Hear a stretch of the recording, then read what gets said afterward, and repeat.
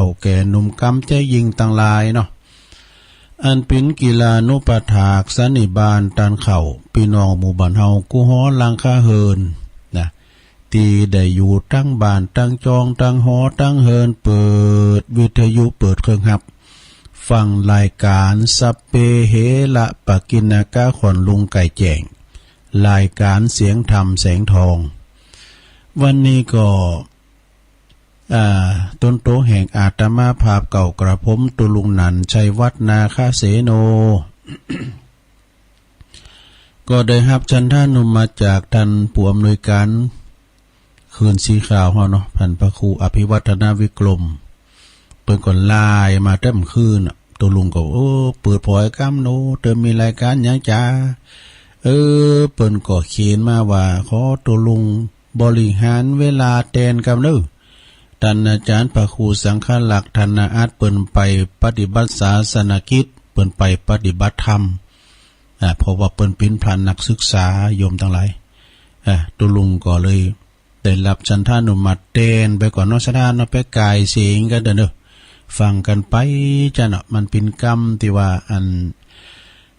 มันรายการสดๆเป็นรายการแหลกนะบัจจัยเทปเด้ออันนี้รายการสดๆมากันโตปิ่นๆนะตุลุงก็ตื่นมาได้เมื่อตีหนึ่งเนาะ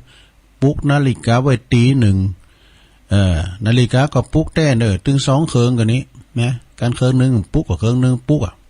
มึงปลุกมาแล้วก็ดีดพืชเด้อลูกบ้านนี่คือแล้วนอนปุ่นอยู่โดมันเต้นมาสักกำนอนห้องใหม่บ่ก็รับดีโทเอาละสถาต่างหลายเมื่อมาปะกันแล้วบ่เหือการแก้วเซเวลาตัวลงจะน้ำไหวพระเกินเนื้อลงเน้อตื่นกันมาพองละกาเนาะลงบางเขาลงโอนเขาแม่บุญพินตึงลงตึงหลายกำเดียวก็เอาย้ำมาอู่มาจ้าเป็นเกตเล็กเกตน้อยเนาะมาอู่มาจ้าแก่งอมแก่เงากันไปสถาหักตุลุงมันซับเปเฮละนะกึดไหนก็ว่าฮะนะแต่ว่ามันไปเราควันไปมันไปนินทาไปเนอะนะกึดใจได้ก็อู่กันไปนะ ไหวพระเกินเปิดความเป็นสิริมงคลเนอวันนี้วันโจกวันลาบอะระหังสัมมาสัมพุทโธภะคะวาพุทธังภะคะวันตังอภิวาเทเมสวากขาโตภะคะวะตาธัมโมธัมมังนะมัสสามิสุปฏิปันโนภะคะวะโตสาวกสังโฆสังฆังนะมามินะโมตัสสะภะคะวะโตอะระหะโตสัมมาสัมพุทธัสสะนะโมตัสสะภะคะวะโตอะระหะโตสัมมาสัมพุทธัสสะนะโมตัสสะภะคะวะโตอะระหะโตสัมมาสัมพุทธัสสะอิติปิโสภะคะวะอะระหังสัมมาสัมพุทโธวิญญาจารณะสัมปันโนสุขโตโลกวิทูอนุตตโลปุริสตัมมสาลทิสัทธาเทวมนุสสานังพุทโธภควาติสวาคาโตภควตาธัมโมสันติติโกอากาลิโกเอหิปัสสิโกโอปันนะยิโกปัจจตังเวทิตาโปวินโยเหติสุปฏิปันโนภะคะวะโตสาวกสังโฆอุจจุปฏิปันโนภะคะวะโต สาวังกาสังโฆยายาปฏิปันโนภะคะวะโตสาวกสังโฆสามิจิปฏิปันโนภะคะวะโตสาวกสังโฆยะติตังจัตตาลิปุริสายุคาเนอัฏฐปุริสาปุคคลาเอสะภะคะวะโตสาวกสังโฆอาหุนายโยปาหุนายโยตักขินายโยอัญจลิกาลนิโยอนุตตลังปุญญเขตังโลกัสสาติจายันโตโพธิยาโมเลสักกายานังนันทิวัตตโนเอวังตวังวิจัยโยโหหิจัยยสุจัยยมังคัลเลอัปปลาจิตตปันลังเกสีเสปัทวิปุคะเล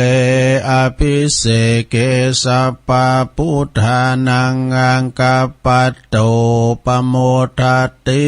สุนักกตังสุมังคลังสุปาภาตังสุหุติตังสุกาโนสุโมโหโต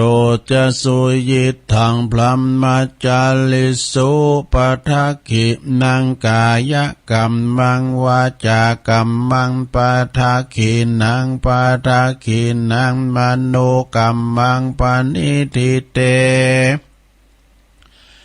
ปทักขินาปทักขินานิกัตตวนะละปันตัตเถปทักขิเนสัพพิติโยวิวัจจันตุสัพพะโลกโควินาศตุมาเตภวัตวันตลายโยสุขีติงกายุโกภวะอัมพิวัตนาสิลิสันนิจังวุตตาปัจจายโนจัตตาโลธัมมาวาทันติอายุวันโนสุขังปะลังเอาละเนาะสถาเนาะ ได้สวดมนต์เนาะแล้วก็ปันป้อนไปปิ้นตีเรียบร้อยความปิ้นมังกะละปิ้นมงคลไหลเข้าบ้านเข้าจองเด้อสวดมนต์นี่ก็ขจัดเสน่ห์จันไลอันบดีบาดักไอไลไอขาดเห็นนี้ไกแสนโยดแสนว่านำปาสิ่งที่ปิ้นมังกะละปิ้นมงคลเข้าคุ้มโหฮอเฮิรนเฮาอยู่ดีมีสุขอยู่เย็นเป็นสุขอายุมันควันยืนมีโจกมีใจหิมากล้าขึ้นเนี่ยอยู่ก็มีใจขอวันนี้มีโจกเหมือนกันหมดลงมีโจกเหมือนกันหมดแล้วก็ขอบุญกุศลเนาะปาติตาไหลลัดตันนาผ่านแผ่วพระเกี่ยวเจ้าตั้ง3ประการดลมาดันมาปกป้องคุ้มครองรักษาครูบาอาจารย์พระมหาเถระนุเถระครูบาอาจารย์พระสงฆ์องค์สังฆเจ้าเนาะพระสงฆ์องค์เนนอยู่กับวัดกาว่ามีสลีติคาอายุมันยืนยาวอยู่กัมจูปูจาวรพุทธศาสนาไปเฮิงเมื่อนานสืบทอดพระศาสนากันไปจินลูกจินหลานเนาะแล้วก็ศรัทธาพอออกตั้งหลายก็มนก็ขอให้มีสุขภาพพลานามัยสมบูรณ์แข็งแรงหน้าแดงแสงกินข้าวลำกินน้ำลงเหมือนกันจุผู้จุคนขอบคุณสถานีวิทยุเปิดการศึกษาพระพุทธศาสนาและวัฒนธรรม FM 104.50 เมกะเฮิรตซ์ของวัดไฟหินตำบลสุเทพอำเภอเมืองจังหวัดเชียงใหม่โดยเมตตาบารมีธรรมอาจารย์ท่านพระครูสมุวิสุวัฒน์วรกิจโจนะลิงสัญญาณไปปิ้นตีเรียบร้อยกราบขอบคุณวิทยุคณะสงฆ์อำเภอฝางโดยมีพระเดชพระคุณหลวงพ่อท่านพระครูสุจิตานุรักษ์ด็อกเตอร์เจ้าคณะอำเภอฝางวัดพระบาทอุดมอันนี้ FM 100.25 เมกะเฮิรตซ์ตั้งอยู่ที่วัดพระบาทอุดมนำบ่อสาวาสำนักวิปัสสนาโดยตือปีจำเริญโชติธรรมโมลิงสัญญาณไปปิ้นตีเรียบร้อยกราบขอบคุณ แล้วก็สถานีวิทยุแดนดินถิ่นล้านนา103.50 แดนดินถิ่นล้านนาต่างอยู่ที่บ้านโฮงโงตำบลนำบ่อหลงอำเภอแสนป่าตองโดยคุณรุจิสมบัติเงาคำ เปิ้นก็ลิงสัญญาณไปตั้งแต่ตี3ดูตี3ถึง7โมงบุกันนะคืนนี้นะฟังกันอย่างจุใจ106.25นี่ก็มนต์เสียงธรรมจากแม่แจ่มโดยเมตตาบารมีธรรมหลวงพ่อพระครูมงคลวิสิทธิ์หลวงพ่อใหญ่เฮาเจ้าคณะอำเภอแม่แจ่มเจ้าอาวาสวัดบุพารามนะตำบลช่างเครื่องอำเภอแม่แจ่มแล้วก็มีท่านพระปลัดอุทัยนะลิงสัญญาณเชิมสัญญาณไปปิ้นตีเรียบร้อยนะแล้วก็สถานีวิทยุน่านฟ้าเรดิโอนะ101.75นะ101.75น่านฟ้าเรดิโอเปิ้นจะเปิดปุ้น4โมงกึ่งบุกนะรับสัญญาณแล้วก็สถานีวิทยุ 90.75 เมกะเฮิรตซ์วิทยุชุมชนคนเหนือเขื่อนครอบคลุมตั้งแต่อำเภอหอดดอยเต่าและก็อมกอยบางส่วนด้วยนะสถานีวิทยุ 98.75 คลื่นธรรมะของชุมชนวัดห้วยตองซักตำบลโขงเป้าอำเภอจอมทองโดยท่านพระครูวาปีวรมานิจเจ้าอาวาสท่านชวลิตชัยวังโสเจ้าหน้าที่ได้ลิงสัญญาณไปปิ้นตีเรียบร้อยนะแล้วก็สถานีวิทยุที่เปิ้นรับเอาแถมนะคืนบุญต่างๆไม่ว่าจะฟังระบบออนไลน์ระบบอินเทอร์เน็ตอย่างต่างๆก็ต้องขอบคุณเนอะขอบคุณเจ้าหน้าที่สถานีทุกคลื่นทุกเสียงทุกสายที่เปิ้นได้ลิงสัญญาณไปเอาเสียงตุลุงไปสู่ประชาชนกันไปนะโอกาสบัดนี้เนาะเอาแล้ววันนี้มาปุ๊บมาปักกันก็ตะลงครับวันที่16เนี่ย16ธันวาเหลือทำกึ่งเดือนโยมนะถึงแล้วก้าจะเสี่ยงปีแล้วเนี่ยสถาแต่เดินธันวานี่ก็มันจะมีอยู่31วันเนาะ31นะกับปุตโตเข้าดาวก็อันนี้ไหน31นะสวดมนต์เข้าดาวก็นะส่งท้ายปีเก่าต้อนรับขวัญวันปีใหม่เก๋กันไปทั้งปีนี้เนาะวันนี้เป็นวันนั้นวันปุดอยู่เนื้อสถาเนี่ยมันจะวันพัดนะอย่าฮื้อตุลุงยังมาตุลุงก็มาเตนเปิ้นบริหารเวลาเนาะมาบริหารเวลาเต็มพุกก็มาอยู่นะพุกก็มาอยู่แต่ท่านบุญแรงกว่าท่านพระครูเปิ้นก็จะมาในรายการกันเนาะวันนี้มาพบมาปักกันแล้วบอกให้การแก้วเซเวลาจะเอาอันนี้มามาจาสักหน่อยคำว่าสาธุสาธุสาธุไอ้นะ สาธุแปลว่าดีแล้วเจ้าค่ะไอ้เนาะทำไมถึงต้องสาธุเป็นมีติมาติไปนับเป็นโจกดีขออันอย่างมหาศาลที่เฮาจะปุดอย่างแท้จริงเนาะคำว่าสาธุนี่นะ ขอบคุณด้านบารมีวังใจชิดแล้วก็อาจารย์ท่านพระครูสมุวิสุวัฒน์เนาะเป็นลายมาชัดเจนเลยเนาะคำว่าสาธุนี่หาตีศาสนาอื่นบ่ได้เนี่ยมีกับศาสนาพุทธสาธุนี่นะคำนี้ถามว่าบ่มีในพระพุทธศาสนาบังเกิดขึ้นก็บ่มีคำว่าสาธุอย่างแน่นอนมันมีที่มาที่ไปซะท่าเนาะวันหนึ่งนะวันนี้จะอยากจะยกเหตุที่มาคำว่าสาธุเนี่ยมาหมอเป็นธรรมบรรณาการแก่ปอกสถาทั้งหลายเนาะตามในเฟซในไลน์ความว่าเป็นคำมาความเป็นมาของคำว่าสาธุนี่นะ สาธุเนาะกำมือเหาะมีเรื่องเกิดขึ้นในสมัยครั้งพุทธกาลว่ามีปชายคนหนึ่งนะอยู่ในเมืองสาวัตถีแคว้นโกศลบุญนะเปิ้นได้ฟังตุเจ้าเปิ้นเทศเปิ้นแสดงธรรมเทศนาแล้วก็เลยเกิดความเลื่อมใสศรัทธาหันโตดในการครองเรือนนะเปิ้นก็มีครอบครัวมีลูกมีเมียเลยนะ มีความประสงค์ปรารถนาที่จะขอออกโบสถ์วะนะขอลาลูกลาเมไปโบสถ์เพื่อแสวงหาความสงบในสมถธรรมในสมณธรรมนะจึงลาภรรยานะจากหอจากเฮือนไปโบสถ์ได้และก็ได้ตั้งใจภาคเพลในสมณธรรมตามที่ปรารถนาไว้ตลอดมานะอยู่ต่อมานี่ซะ ต่อมาก็มีพระเจ้าปเสนาธิโกศลได้ทรงพบหันผู้หญิงที่เป็นภรรยาของใจผู้นั้นเนี่ยเปิ้นปิ้นแม่ห่างแล้วเนาะเปิ้นหือโผเปิ้นไปโบสถ์แล้วก็เมื่อทรงได้ทราบถึงเหตุการณ์ว่าเป็นว่าเปิ้นไปโบสถ์มีผู้นำมีผู้นำในครอบครัวก็เลยจึงเกิดความสมเพชอินดูนะนำเอาผู้ปิ้นภรรยาของผู้นั้นพระเจ้าคุณเอามาเลี้ยงไว้ในพระราชวังวะปิ้นเอามาตั้งตนปิ้นเท้ากำนันเท้าแห่งนางกำนันอยู่ต่อมาวันหนึ่งราชบุตรนะราชบุตรก็คือขึ้นปิ้นอันนี้กันเนาะพระบรมวงศานุวงศ์ในกันเนาะเปิ้นได้เอาดอกไม้นิลุบนดอกไม้นิลุบนโบเขียวนะมาถวายพระเจ้าปเสนาธิโกศล1 กำมือนะ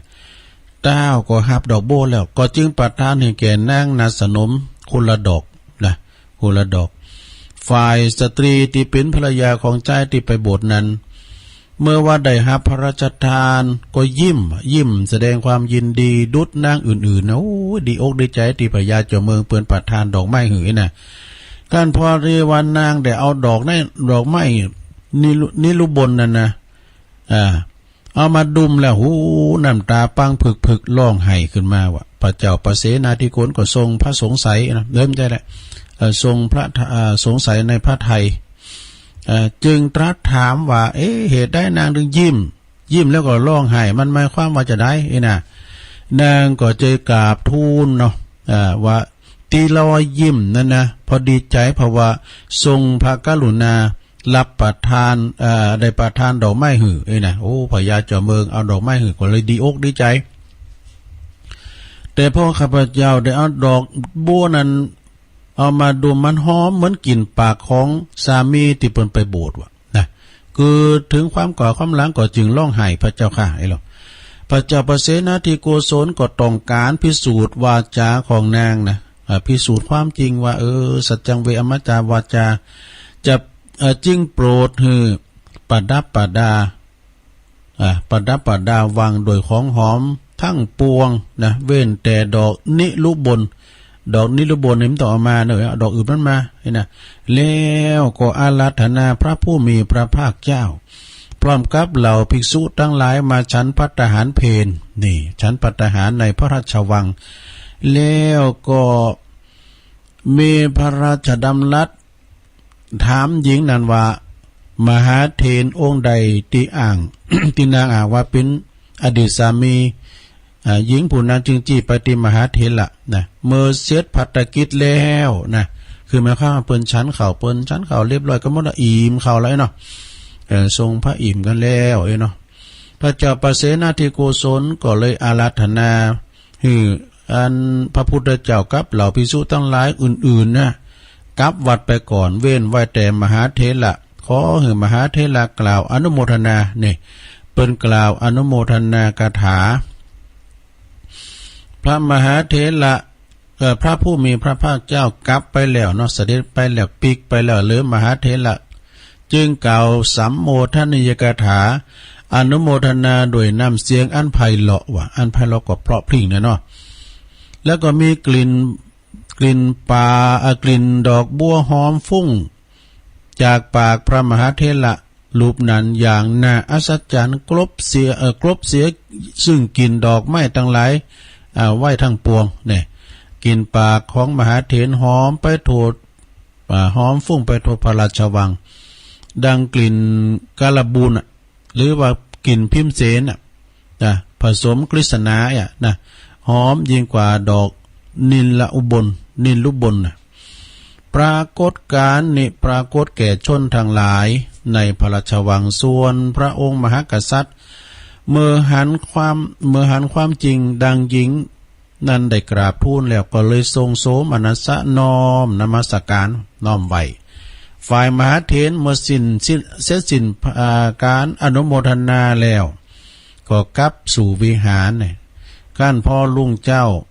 พระเจ้าปเสนาธิโกศลเปิ้นก็เสด็จไปสู่พระวิหารถวายนมัสการพระผู้มีพระภาคเจ้าแล้วก็กราบทูลว่าเหตุใดนะพระคุณเจ้ามหาเถรนั่นน่ะจึงมีกลิ่นปากหอมเหมือนดอกอุบลเช่นนี้ท่านหมายความว่าจัดแล้วปังหลังเนี่ยท่านได้สั่งบุญกุศลอันใดจ้าอีน่ะเนาะพระผู้มีพระภาคเจ้าก็เลยตรัสตอบว่าในบุพชาติในอดีตชาติปางก่อนน่ะภิกษุรูปนี้นะตัวเจ้ารูปนี้นะเปิ้นได้ไปฟังพระสัทธรรมอันไพเราะจับใจปลื้มปีติยินดีเป็นที่สุดจึงเป่งว่าจะออกมาว่าสาธุสาธุสาธุเท่านั้นเองว่าดูสถานทั้งหลายกันได้ฟังตัวเจ้าตุนได้เทธรรมเนี่ยก็บางกรมสมเลสเดสาธุเนอะ สาธุเนี่ยคำว่าสาธุเอาดังๆเนี่ยตัวเจ้าตุนได้นะฮะเปิ้นว่าถ้าว่าสาธุน่ะมันดับปิดดับไฟดับหมอนหกดับไฟหมอนหกบ่ว่าดูสาธุดังๆเนอะโลเนอะไปดังเก๋ให้เดี๋ยวคนเฒ่าจะเดือดร้อนอานิสงส์แห่งการฟังสัจธรรมนะสัจธรรมจึงส่งผลเหือนทันพระภิกษุมหาเถระนั้นบรรลุธรรมเป็นอรหันตาเนี่ยโดยอานิสงส์เปล่งวาจาว่าสาธุสาธุสาธุเพียงเท่านี้นะจึงส่งผลเหือทันมีกลิ่นปากหอมตัวเนี่ยดังดอกอุบลเป็นดังนี้มานับพบนับชาตินับไม่ถ้วนตัววะดู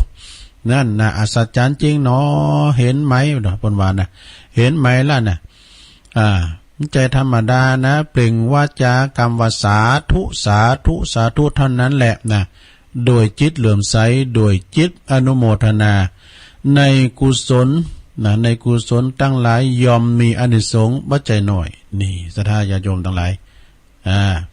ย่ำขึ้นแล้วหาฟังครูบาเนาะครูบาสีเหมือนเปิดอู่หรือว่าลุมปากบางพงก็ปากหอมบางพงก็ปากเหม็นนี่นะแต่ว่าอันนี้หอมเลินดอกนิลบนผลในอดีตผลในแล้วก็ผลดีอีกประการหนึ่งนะศรัทธาของการกล่าวคำว่าสาธุนี่นะยอมทำหือปิดกันกระแสบาปเสียได้อีโดคืออกุศลจิตต่างๆได้ที่คิดจับลิษยาในการทำความดีของผู้อื่นยอมบ่มีปรากฏนี่ไผได้คัดขวางแล้วนะบ่เกิดขึ้นแก่ผู้ที่กล่าวคำว่าสาธุอยู่เป็นนิจนี่ซะนะจิตของเขายอมผ่องใสเป็นตั้งแห่งมาแห่งบุญน่ะกุศลและก็ยอมเข้าถึงกระแสแห่งธรรม ได้โดยง่ายบรรลุมรรคผลนิพพานโดยง่ายเลยทีเดียวนี่ดังนั้นก็ขอเจิญสหายธรรมปออกไม่ออกศรัทธาอันปิติหักทั้งหลายมีจิตใจอนุโมทนาซึ่งส่วนบุญซึ่งกันและกันดีกว่านะสาธุสาธุสาธุอนุโมทามีนี่ก็จบไปซะนะอันนี้ของท่านพระครูนะอาจารย์สุเมธานันทกิจพระครูสุเมธานันทกิจพระจำฟังผู้เหลืองอันนี้แต่ว่าตุปีน่าลงนะตุปีน่าลงยานาสีโลนะอันนี้ก็จะหู้จักกันดีก็เป็นสหายธรรมตุลุงเนี่ยเปิ้นอยู่เมืองนานบ่เปิ้นสูงมานะโอ้ขอบคุณเนี่ยเดี๋ยวเอาหังแม่จันเขาก่อนแม่จันเอาหังอันแม่เดินเพนก่อนเนาะแม่เดินเพนนี่ไปทำอย่างนึงอันนี้จะเอาเกี่ยวกับว่ากำบะเก่ากำบะใหม่นะสถานเนี่ยคำเมืองวันละคำนี่มันเป็นจะใดสถานลองฟังบ่เนอะเป็นกำดีว่าอันฟังกันอโมนนะฟังกันอโมนกำเมืองกำโบราณกันนอเจ้าโดคำเตือนห้ามอ่านออกเสียงคณะที่ผู้คนรอบด่าน ลองฟังบ่เนอะเอาเรื่องยังก่อนเนี่ยทุลุง แม่เดือนเพ็ญว่าเอาเรื่องอันนี้ก่อนเอาเรื่องเกี่ยวกับสีก่อนนี่ อันนี้หมายความว่าน่ะถ้าว่าเฮากำเมืองเฮาว่านะก็ดำคิริเนี่ยน่ะก็ยังมาดำคิริเนี่ยกำไทยเพิ่นบอกว่าคนอ้วนล่ำผิวดำเนี่ยโอ้ก็อันดำคิริเนี่ยน่ะแล้วก็ว่าดำคุมมุมเหรอเนี่ยดำคุมมุมเนี่ยก็หมายความว่าดำสลัวอยู่ในความมืดดำคุมมุมนะโอ้ดำคุมมุมอยู่พุ่นน่ะมันเป็นไผน่ะดำคุมมุมหมายความว่าดำสลัวอยู่ในความมืดเนี่ยแล้วก็ดำขัดติ๊กเลยนะดำขัดติ๊กหมายความว่าดำแบบซุปเปอร์ แล้วก็ดำคิมมิมนะดำคิมมิมนี่มันต่างกันนะสถานเนี่ยจะดำคุมมุมนะดำคิมมิมนี่คุณพร้อมกับคุณพร้อมกระยองผิวดำพออีกคำแล้วเขาก็เดี๋ยวมันตุยเนาะ สุมานะปีคำเนี่ยพออีกคำมาเนี่ยโอ้ก่อนไปว่าพร้อมกระยองผิวดำไว้เนี่ยนี่แล้วก็ดำผืดนี่ละโอ้ยปวดหน่วยเต้นคอไอ้นั่นก่อนสมัยก่อนตุ้งเขาเลี้ยงควายเนาะไปหันเต้นคอปวดดำผืดแค่ว่าดำผืดหมายความว่าดำมากทั่วไปไม่ขี้แหดในร้อยไม่ลงเคยกินอ่ะว่าขี้แหดนี่มันเป็นผืดลุ่มลุกชนิดหนึ่งมันมีน้ำเนี่ยปวดทนน้ำมันนะน้ำนี่เปิ้นเอาน้ำขี้แหดก่อนเนี่ยเปิ้นใส่ไส้กันเนาะเตนาคันนาเนี่ยนะคุณนี่เป็นนักเลงใส่แต่นะเขาขีดเตียวเตนาอยู่ตุลุงเขาเนี่ยเปิ้นจะฟันเอาน้ำขี้แหดไปปกบุญหลังไส้เปิ้นก็เฮาหันว่าโอ้อันนี้น้ำเลยเขาก็วิ่นอันนี้วิ่นนี่แล้วก็อันมันเป็นหน่วยไม่ขี้แหดกันมันสุกนะดำนะกินนะหวานน่ะหลงกินนะหวานน่ะน้ำมันไม่ขี้แหดนี่นะมันดำอันนี้มันหน่วยอย่างปุ้มปิ่งปุ้มปิ่งฮู้จักปุ้มเป้งวันนั้นพระอาจารย์เอาหลักก็ว่าดอกปุ้มเป้งกับว่าน้ำใยเนาะอันหน่วยใหญ่พอแล้วกับบ้องปุ้มปีเนี่ยพุทโธดำผืดนะเมื่อวานเนี่ยอันนี้ดำผืดหมายความว่าดำมากทั่วไปแล้วก็พระแดงเผลอแล้วแดงเผลอไปว่าอย่างแปลว่าแดงเป็นจุดใหญ่จุดเดียวเนี่ยแดงเผลอนะปุทโธใส่เสื้อแดงเผลอเมื่อวานไอ้นะแล้วก็ถ้าแดงปะลึงแล้วโอ้แดงปะลึงปุถุใบแดงปะลึงนี่นะเนาะแดงมากแดงจัดมากนี่แล้วก็แดงปะลิงนี่ไปทำอย่างเลยแดงอมชมพูแดงเป็นจุดเล็กๆอีวะนี่กำมันนั้นนี่นะสถานเด้อเพื่อขึ้นย้อนหนักอันนี้กำเบาๆสมองนะเหลืองนะเหลืองเสริมเลยแล้วไปว่าได้พ้องเด็กหญิงโอนตอบสิเหลืองเสริมว่าก็นุ่งผ้าเนี่ยเหลืองเสริมเนี่ยก็ตู้เจ้าก็นุ่งเหลืองง่ายเหลืองเสริมถ้าคำไทยแปลว่าเหลืองอมส้มนี่เหลืองอมส้มนะแต่เขียวล่ะเขียวหุ่มมันก่อนนี่เปิดมาสัมผัสเนาะก่อนเปิดมาเฮ็ดยักษ์แต่เป็นช่องเจ็ดมาถ่ายทำแต่มันมีแต่เนาะแต่พอเมื่อคืนนี่เราเป็นถามคุณเรามันเป็นยังไงบ้างลุงเนี่ยถ้ากลางคืนเนี่ยถ้ามากลางคืนเนี่ยมันจะเขียวหุ่ม มันเลยเขียวหุ่มเราฟังในโทรทัศน์มื้อละโทมื้อละตั้งแต่สมัยตุลุงบุญเฮ็ดยักษ์ถึงไหนล่ะเหลืองเหลืองเสริมนี่แปลว่าเหลืองอมส้มเขียวหุ่มเลยว่าเขียวแก่นี่แปลว่าเขียวแก่ได้เขียวหุ่มเลยนะแล้วก็มอยออดฮอตโอ้สีดำมอยออดฮอตได้นี่นะหมายความว่าสีน้ำตาลหม่นนี่สีน้ำตาลหม่นนะปุตโรยขาวโจ๊โฟนี่ละได้ไอ้ลงขาวโจ๊โฟเมื่อวานเนี่ยปุตตัวขาวอย่างค่ำมันไปขาวให้มาได้ค่ำมันก็เลิงกันเนาะอันนี้ขาวโจโฟหมายว่าขาวมากนี่โอ้เสียดายคือเม็ดน้อยเนาะคำเมืองวันละคำไม่ได้เนาะ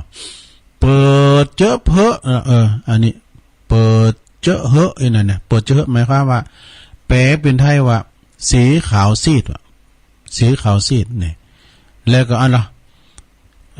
นี้เศร้าแก๊กนี่คำว่าเศร้าแก๊กนี่ภ ภาษาไทยเปิ้นว่าจะฮือเปิ้นว่าสีหม่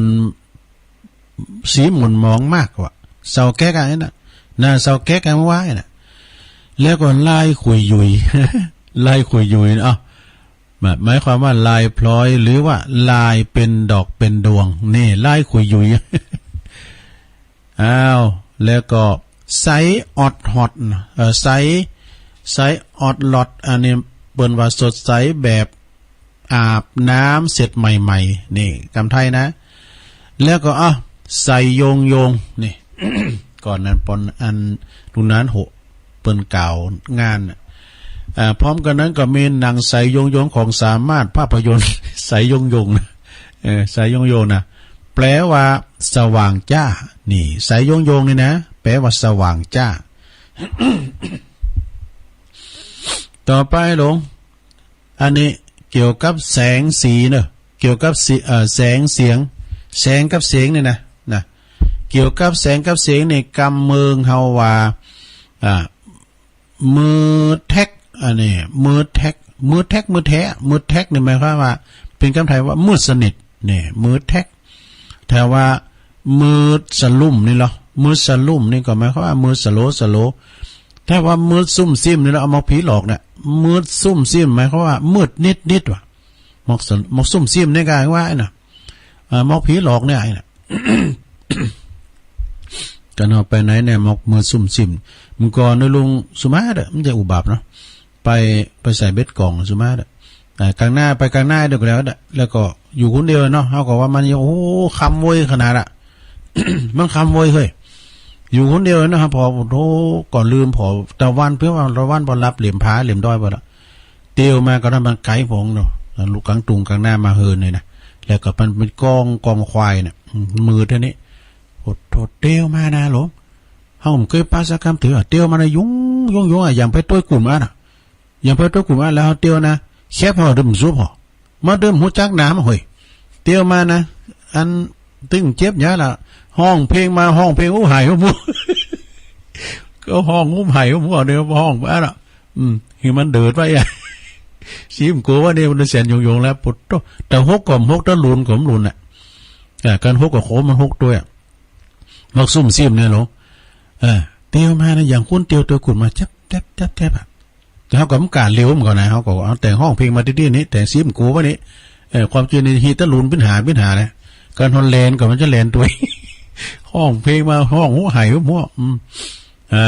มือสลุ่มนี่นะมือสโลมือซุ่มซิมมืดนิดถ้าว่าแจงหุ่มหูอ่ะ แจงหุ่มหูหมายความว่าสว่างกลางสว่างลางเลือนว่ะนี่แล้วก็แจงลึ่ง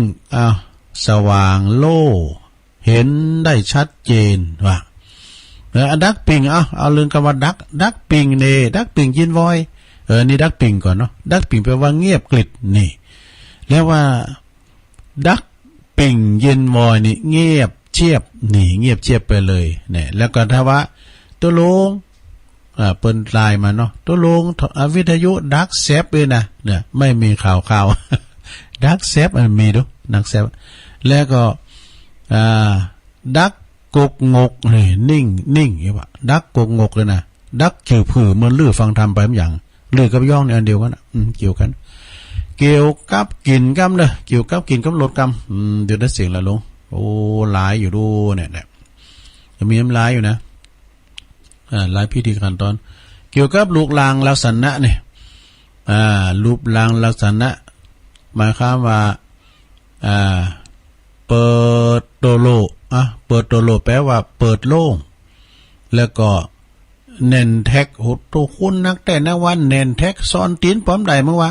รู้คุณเน้นแท็กหมายความว่าหนาแน่นแข็งแรงอีดหนาแน่นแข็งแรงบางเต็บเย็บเนี่ยพวกตัวกระเป๋าบางเต็บเย็บไปเมื่อการเมื่อลีที่ไหน หมายความว่าบางเบามาก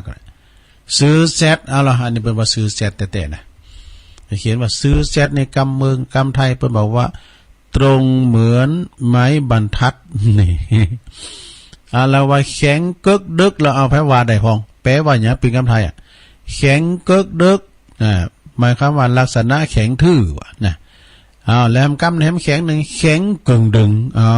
ไผได้พองไหนแข็งกึ่งดึงหมายความว่าแข็งทื่อเหมือนศพว่ะดูแล้วก็อันนี้เพิ่นเขียนว่าตำเม็ดเก็ดเนี่ยหมายความว่าลักษณะคนต่ำเตี้ยแกรนเนี่ยเตี้ยแกรน ให้หน่อยเดียวนะลงนะแล้วก็เพิ่นว่าตำป๊อกล็อกนี่เหรอคือเตี้ยหม้อต้อแต่เป็นคำไทยนะแล้วว่าสันกิมดิมเหรอ สันกิมดิมก็หมายความว่าสันจุดสั้นจุดจูน่ะแต่ว่าศาสนาของพี่มันสั้นจุดจู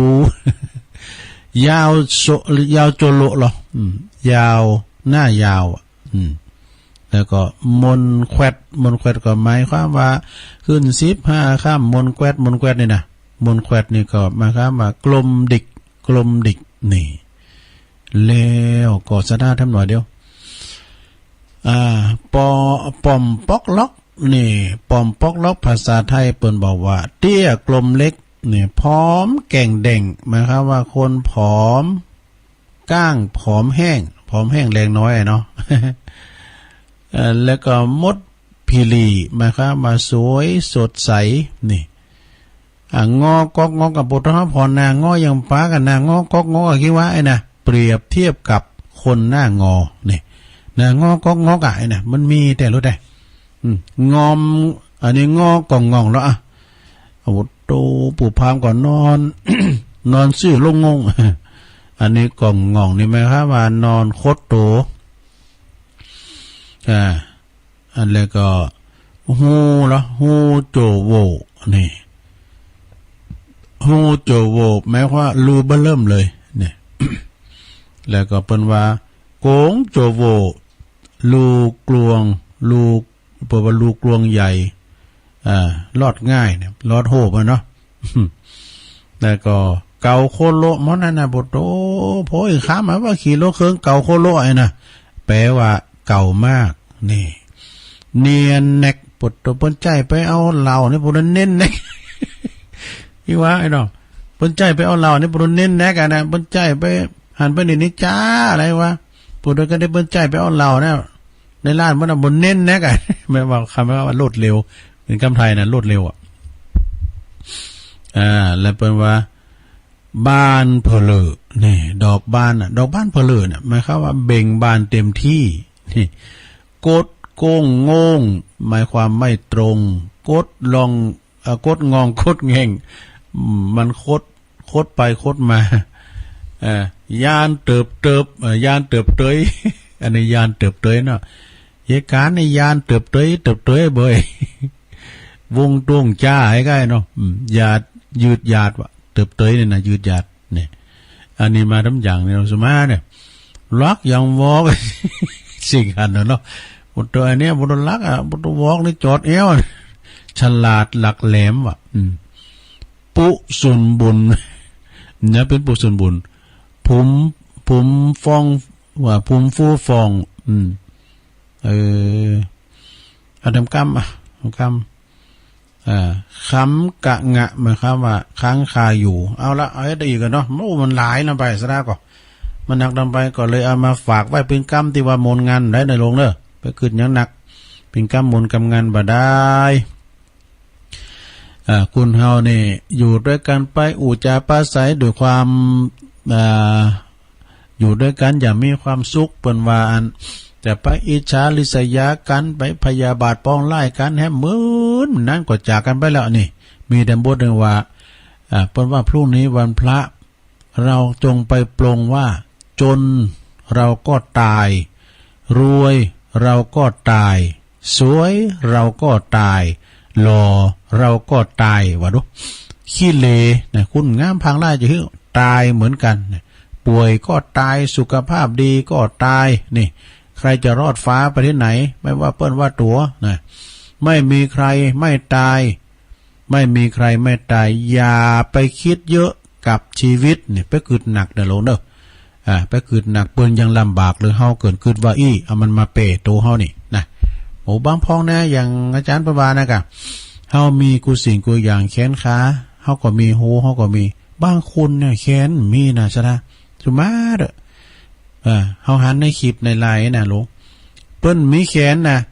ใจตีนเป็นมือสีฟันจะเด็ดล่ะโลขับรถจังไดนะเนี่ยไม่ยิงคนนั้นน่ะโอ้เฮาก็ว่าแขนก็มีแล้วไปแล้วเอาตีนสุมาเอาตีนเขาเกาะรถมาน่ะใครมันทุรถขับรถได้เมืองนอกพุ่นน่ะเนี่ยว่าจะต้องได้อะไรว่าจะเป็นแบบไหนนี่ว่าจะต้องเป็นเหมือนใครมันต้องไปคืนหนักยังคว้าใดก็คว้าไปโดยความยินดียังสุดมือสอยก็ปล่อยไปนี่มันทำไว้แต่กรรมดีผลิตแต่บุญกุศลประกอบไว้เฮาเป็นเพียงแขกผู้มาเยือนบุญโลกนี้เท่านั้นนี่สักวันเฮาก็ต้องลาจากกันไปเนี่ยอันนี้เขาทาเนี่ยเขาไม่เดินเพียนนี่นะมีญาติจาจี้ลังยังยืนสดาญาติโยมทั้งหลายเกิดแก่เจ็บตายเนี่ยแน่นอนเนาะตั้งมั่นอยู่ในการกินการต้านไปเดี๋ยวใจพอให้แม่จันก่อนแม่จันเลื่อนใสฉะนั้นสดาญาติโยมจะไปอันจริงจังอย่างกับชีวิตเฮามีกินมีตานก็กินต้านไปใจๆนะโอ้ข่าวดีว่าเภสัชกรไทยสามารถผลิตวัคซีน กึ่งยาดูสมุนไพรยังเป็นสมุนไพรเนี่ยเพิ่นว่าเป็นว่าสมุนไพรกำลังค้นคว้าอยู่เนาะกำลังค้นคว้าอยู่เดี๋ยวซะนะมันเป็นของกูกันดูพองในปุตตูอันเจ้าในคำไทยคำเมืองวันละคำเปิ้นมีดำกั้มนึงนะเปิ้นว่าตูเจ้าไทยมันแปลได้หมดผมได้แปลได้หมดคำไทยคำเมืองคำกลางคำยองผมแปลได้หมดท่านลองแปลให้ฟังหน่อยดอยแปลว่าภูเขาสะเดาแปลว่าสะเลียมกระเทียมก็คือหอมขาวกระเพราก็คือกอมก้อนี่ มะละกอนี่แปลว่ามะกล้วยเทศผักกระเฉดแปลว่าผักละหนองฟักทองแปลว่าฟักแก้วเขี้ยวเป็นฟันขันเป็นสลุงกระบุงแปลว่าเปียด กำตุลุงทองเลยเนี่ยน่าเกลียดแปลว่าน่าชังเนี่ยตั้งนี่แปลว่ายองมองแปลว่าพอรูปหล่อแปลว่างามตามเป็นตัวขโมยเป็นโจรตะโกนแปลว่าร้องน้องแปลว่าเด็กเล็กแปลว่าน้อย คอยแปลว่าท่าหาท่าคิดร่มเจ้าบ่ะเนี่ยฝากหน้าก็คือฝากกระโน้นโดนตีนี่แปลว่าโดนบุบหยุบนี่แปลว่าจับมีดยับคือตะไคร้อะไรแปลว่าอันหยังนี่ถังนี่แปลว่าน้ำคู่อู้เป็นคุยมุยแปลว่าขวานนานแปลว่าเมินเกินแปลว่าล้ำคืออร่อยอีกหน่อยแถมน้อยเดียวเกือบแผวเกือบถึงสึงตึงแปลคนเดียว ได้หมดนะทุกเจ้าไทยนะคุณไทยมันจะดูเจ้าแหละคุณไทยแล้วเขาก็เลยตอบไปว่าถามว่าแล้วคุณเคยนุ่งกางเกงหมอหนึ่งไหมโอ้ยผมใช้ไปหมดไป3 ตัวแล้ว นุ่งเตี่ยวหมอหนึ่งเอาในดำกำหนึ่งเปิ้นว่าอ่านแล้วตัวจะเบาๆนะถ้าทุกคนได้ทุกอย่างได้ดังคิดสิ้นชีวิตจะเอาของกองไว้ไหนแต่กันเนาะก็ยังตุ้ลุงคุณโคขึ้นห้องใหม่ขึ้นห้องใหม่เนาะขึ้นห้องหออันหอว่าอันขึ้นห้องใหม่ก็อาศัยอยู่กับใจคาเปิ้นเสียสักบาท เปิ้นแปะคือโตโคเริ่มติมแล้วนำเดินนะฮะก็ว่าไปเอาอย่ามาหนักเนอะอย่างพวกอันใดก็ดีเอาไปแต่ติมไปแล้วนี่เด้อน่ะโคว่าแต่ติมว่าก็ต่างกันอันเนี่ยอันจานดาวเทียมมาติดเถอะอันนี้ก็บอกว่ากิจจานดาวเทียมทำไมถ้าเราทุกคนได้ทุกอย่างดังคิดสิ้นชีวิตจะเอาของกองไว้ไหนเนี่ยได้มาบ้างเสียไปบ้างช่างปะไลหน้าที่ใครทำให้ดีเท่านี้พอแต่กันเนาะนาทีไปนาทีมันเท่าอีกก็พอละนะอีกไม่นานวันผ่านก็ต้องจากแต่กันจะมีมากหรือมีน้อยวันถอยถอนเอาอะไรไปไม่ได้นั้นแน่นอนวันจากจรเหลือเพียงแต่แค่ตำนานแต่กันเนาะโอ้เอามาคือพอบทรู้ การเกี่ยวสุพรรณเนี่ยอาจารย์ครูเป็นนักร้องในตำนานน่ะตายไปแล้วเอาเสียงแบบนั้นสักอย่างโดก็ฟังร่วมเจ้าโดแก่งคอยเนาะ ยังเป็นอมตะนิรันดร์กาลเนาะก็วันนี้ก็พอกินมีพอใช้นี่ไม่เท่าไรแต่เพียงพอก็สุขได้ทำหน้าที่สมควรก่อนด่วนไปจากเมื่อไรหลับตาได้ไม่อาวรณ์นี่นี่ก็จงดูเป็นว่าจงดูแลรักษาล่ำคา4อย่างเด้อโลกเด้อรักษา4อย่างมีหยังพ้อง1ร่างกายของเฮานี่นะ ธาตุขันธ์ของเฮานี่นะโลกเด้อเป็นสิ่งที่เฮาจะอยู่กับเฮาตลอดไปนะร่างกายนั้นอยู่กับเฮาตราบสิ้นชีวิตนะการเฮาออกจากร่างเฮานี่ก็ร่างเก่าเฮานี่เป็นขาบเน่าแล้วโลกเอ้ยนะเพราะว่าจะปิ้นอยู่ในสภาพหยังก็ตามบ่มีไผดูแลเต่ากับตัวเฮาพอก็ดูแลตัวเก่าดีๆเนอะเข้าห้องน้ำก็ชุบแคบไปโลกเนอะมันมืนก็หยังก็แป้งติเกาะติกรรมเฮ้นะแป้งติเกาะติกรรมเฮ้พอมันดีกันมันไขยาก็กินมาเนเด้อก็มันเจ็บหันเจ็บนี่ก็กินยามาเนเนาะ ข้อ2กูชีวิตคือคุณที่ดูแลเฮานะก็พอก้อยกันปอเฒ่าแม่เฒ่าบ้างคุณนะซะนะโอ้ยแม่เนาะเป็นภรรยาคุณเฒ่าแม่ยิงเนี่ยเจ็บอดแอดคุณเฒ่าพอใจก็พอใจใส่ดูแลได้เนอะเอาไปเอามาคุณเฒ่าพอใจไปก่อนก็มีนะซะดายกตัวอย่างปอเฮานี่นะมันได้เราคันไผได้เราคันปอทุกเก่านะ แต่เราคันปอคนอื่นน่ะเปิ้นจะว่าให้หมดอีแม่นี่บ่โดเจ็บอดแอดนี่เนาะอีปอเนี่ยปุ้นหายุกหายาคือพอเพราะงั้นเนี่ยปวดใจใส่ดูแลจะเดียปีนว่าอีปอตายไปก่อนเนี่ยตายไปอายุ66ก็ได้นะพี่ตายบอกนะแล้วอีแม่นี่88ปีดูได้ 3-4 ปีมานี่อีแม่ตายนะเนี่ยนะซะพอก้อยดูแลกันเนอะครูครองนะลงเนอะลงโอนพอก้อยดูแลครูครองดีๆเนอะลงโอนครูขังเต็มคิงมีแล้วกัน ข้อที่3เนอะข้อที่3นะลงนะแม่จันเป็นว่าเปินดีๆเนี่ยมีกายิ่งกว่าทรัพย์สินเงินทองทุกอย่างบนโลกนี้ตัวเนี่ยแล้วก็รอยยิ้มนี่นะซะนะยิ้มนะลงเนอะรอยยิ้มเสียงไข่โหเสียงโหเลาะและความสนุกสนานความจริงอกจริงใจเฮามีเงินซื้อของเหล่านี้มันได้นี่มันจะมีขายโดดแต่ไปซื้อไข่โหก็อะไรนั่นมาซื้อโหเลาะจะไปซื้อยิ้มอธิกาศเนี่ยกาดปากตาเจริญเนี่ยบ่เลยบ่เตอหยังไงนะไปซื้อแล้วมันจะมีซื้อความดีก็มันจะมีเนาะมันอยู่ในตัวเฮาเนี่ยลงเอ้ยยิ้มไปเนี่ยลงเนี่ยไข่โหเนี่ยไข่โหวันคำเลยที่เปิ้นสูงโบกาสวนปุ้งมา ไข่โหอยู่คะกายเนาะวันนั้นเนาะเปิ้นมันเยพิษตีเนาะเปิ้นไปงานศพนี่มันไข่โหอยู่คะ ก็อันนี้พิบาก็เนาะอยู่ว่าไข่โหคะเนาะสอบอกสอบใจเปิ้นตายไง เดี๋ยวไปงานแต่งไปแต่งงานขึ้นให้โง่โอ้อันนี้มันติ้มบาได้กันเนาะให้โง่มันทำดีบ่ถูกตีซะนะ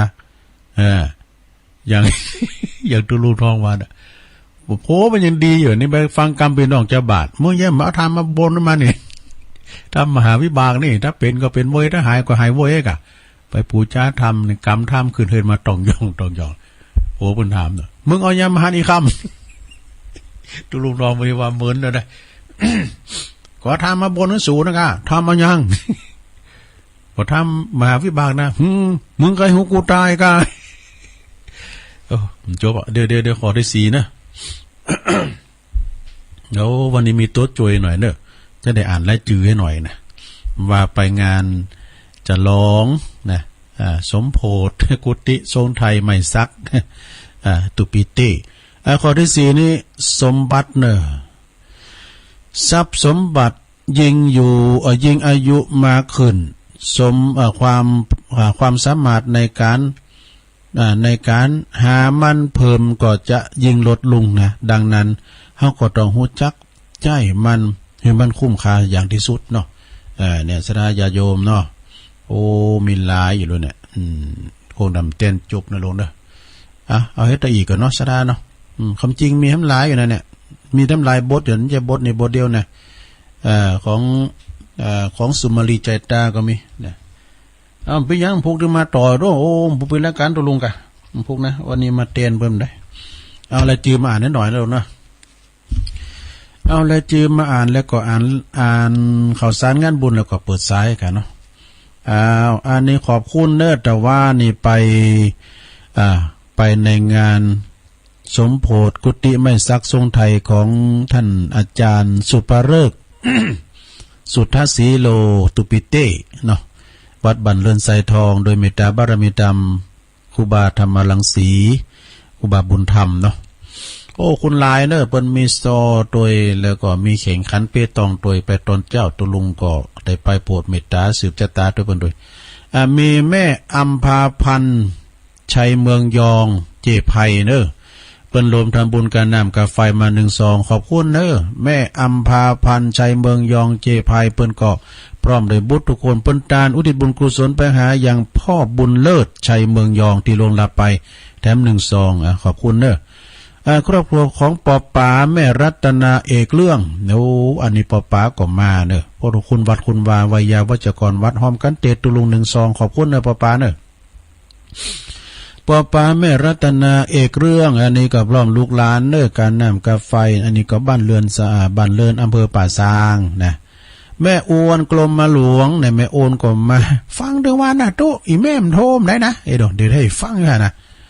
หอมกันเตตุลุง1 ซองนะอภิชัยฟองแก้วชัยเมืองยองตานไปหน้าบ้านเรือนเนาะ1 ซองปอเย็นแม่ดีก็มาว่าแม่ดีฟังหน้าโตอีแม่คอมโทมได้นะปุตโตท่านพระครูบาบุญธรรมเพิ่นบอกว่าเนี่ยนั่งตาหน้าเนี่ยแฟนคลับตุลุงตะมนเอาหูจักเปิดเต็มได้เนาะป้อเย็นแม่ดีกองตองกายนะบันเลินเนอะรวมทำบุญการน้ำกาไฟวัดพระธาตุดอยน้อย100 บาทยินดีเนอะแม่ดีเนอะแม่เอ่ยใจสุยะบ้านเรือนทรายทองรวมทำบุญการน้ำกาไฟ40 บาทนางสาวพิชายาเรือนมะกอกรวมทำบุญวัดดอยน้อย1 ซองการน้ำกาไฟเนอะพ่อทาแม่ลี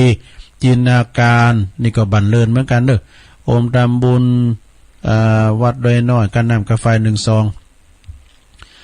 ว่าที่100 ตรีโสพลติ๊บใหม่บันเลินเนอะทำบุญ1 ซองขอบคุณเนอะว่าที่100 ตรีแล้วก็ณวพรพงดาบันดลแสนมโนมีการนำกาแฟโดยหน่อยอยู่น้องเจดีนะน้องเจดี1 ซองณวพรพงดาตุมทำบุญตันไปหาปนันใบเนอะปนันใบพงดาที่ลงหลับไปน้องเจดี1 ซองนะฮะแล้วก็แม่อมราพงดาตันไปหาปะเมยกันนะปะเมยเมไขน้องเจดีทำ1 ซองแล้วก็อันนี้ตีอื่นแล้วเนอะแม่หล่อนเนอะนะอุ้ยหล่อนอุ้ยหมอนหล่อนนี่บุญมาบุญมาตันบุญแม่อุ้ยหมอนหล่อนมาตันบุญเนี่ยอายุเปิ้นเก่า14 ปีโยมวันนั้นนะโอ้หูตาดีเนอะอ่านหนังสือก็ได้ดูผมเคยไปหงโยงยาเดินคนเดียวมีไผประคองเปิ้นมากับลูกเปิ้นต่างอกต่างใจมาที่วัดประธานโดยน้อยเปิ้นอยู่ย่างคามนี่มาหอมกันเตียดอุ้ยหมอนเปิ้นก็แข็งแรงนำคุณหางน้อยอย่างอุ้ยหลากะอย่างอุ้ยหลาวงสายาน่ะอันนี้ก็เปิ้นก็ฟังรายการตุลุงเขาถึงว่าไหนเนาะอุ้ยหมอนหล่อนมาตันบุญอายุ94 ปีดูพร้อมลูกหลานอย่างครามหอมกันเตียดตุลุง1 ซองยินดีนะอุ้ยหมอนเนอะเดี๋ยวนี้ถ้าฟังอันนี้ก็มีชำระหนี้สงฆ์ทำบุญครับทันทำบุญนะอันนี้เมสีทอนปันวาลีวังสวนกล้วยเนอะโอ้อันนี้ถ้าเมือนเขากำบ่กันเนี่ยนะเขากำวังกูกันเนี่ยเปิ้นว่าขอกราบขอบคุณทันเป็นพระคุณอย่างยิ่งไอ้ก็หาเนี่ยเพิ่นเขียนมาคนเดียวนะตีตุลุงนั้นนาทาซีโลมใจแล้วนาทาซีโลไปใจไหนนาคาเซโนกะไปเป็นชายาเหมือนสาธุเนอะไอ้หรอขอบคุณเนอะขอบคุณแม่สีทรปันวาลีหรือว่าแม่บุญมีนะเปิ้นฟังตลอดแม่บุญมีวังสวนกล้วยนะขอบคุณแม่บุญมีเนอะเดี๋ยวได้ฟังกันแม่จำปีวงฟันมาแล้วแม่จำปีวงฟันนี่ก็ปุ่นอยู่ตุงปู่แดงปุ่นนะ บ้านปะลงอันบุญศรีครับว่าเนาะปะลงอันนะครับว่าแม่จำปีวงฝันนี่ก็ปลาลูกปลาลานมากเลยนะเปิ้นมาแบ่งเป็น2ส่วน2ปุ่นอันนี้มาสูงให้ท่านพระครูกำเนิดโตเอ้ยนะเฮาก็ขออันป่านั่นเนาะป่าเปิ้นก็ขี่รถเคิมได้ด้วยแขนเปิ้นเดาะนะกะอันโพเปิ้นเอาไปสูงแล้วเนอะประจำปีไปสูงท่านพระครูวัดปากตั้งเจริญเอามาแบ่งกันน่ะแบ่งกึ่งเด้อมีมกอกสุกแล้วก็มีดอกเนี่ยใบเนี่ยใบน่ะเปิ้นเอามาแป้งขอดเป็นดอกใบเก๋งดอกเก๋งรวมทำบุญกันน้ำกาไฟ1ซองเนาะตุงปู่แดงเนาะแม่จำปีน่ะเปิ้นฟังถึงวันแล้วก็แม่ทาพงตันโดยตุงปู่แดงซอยหายน่ะ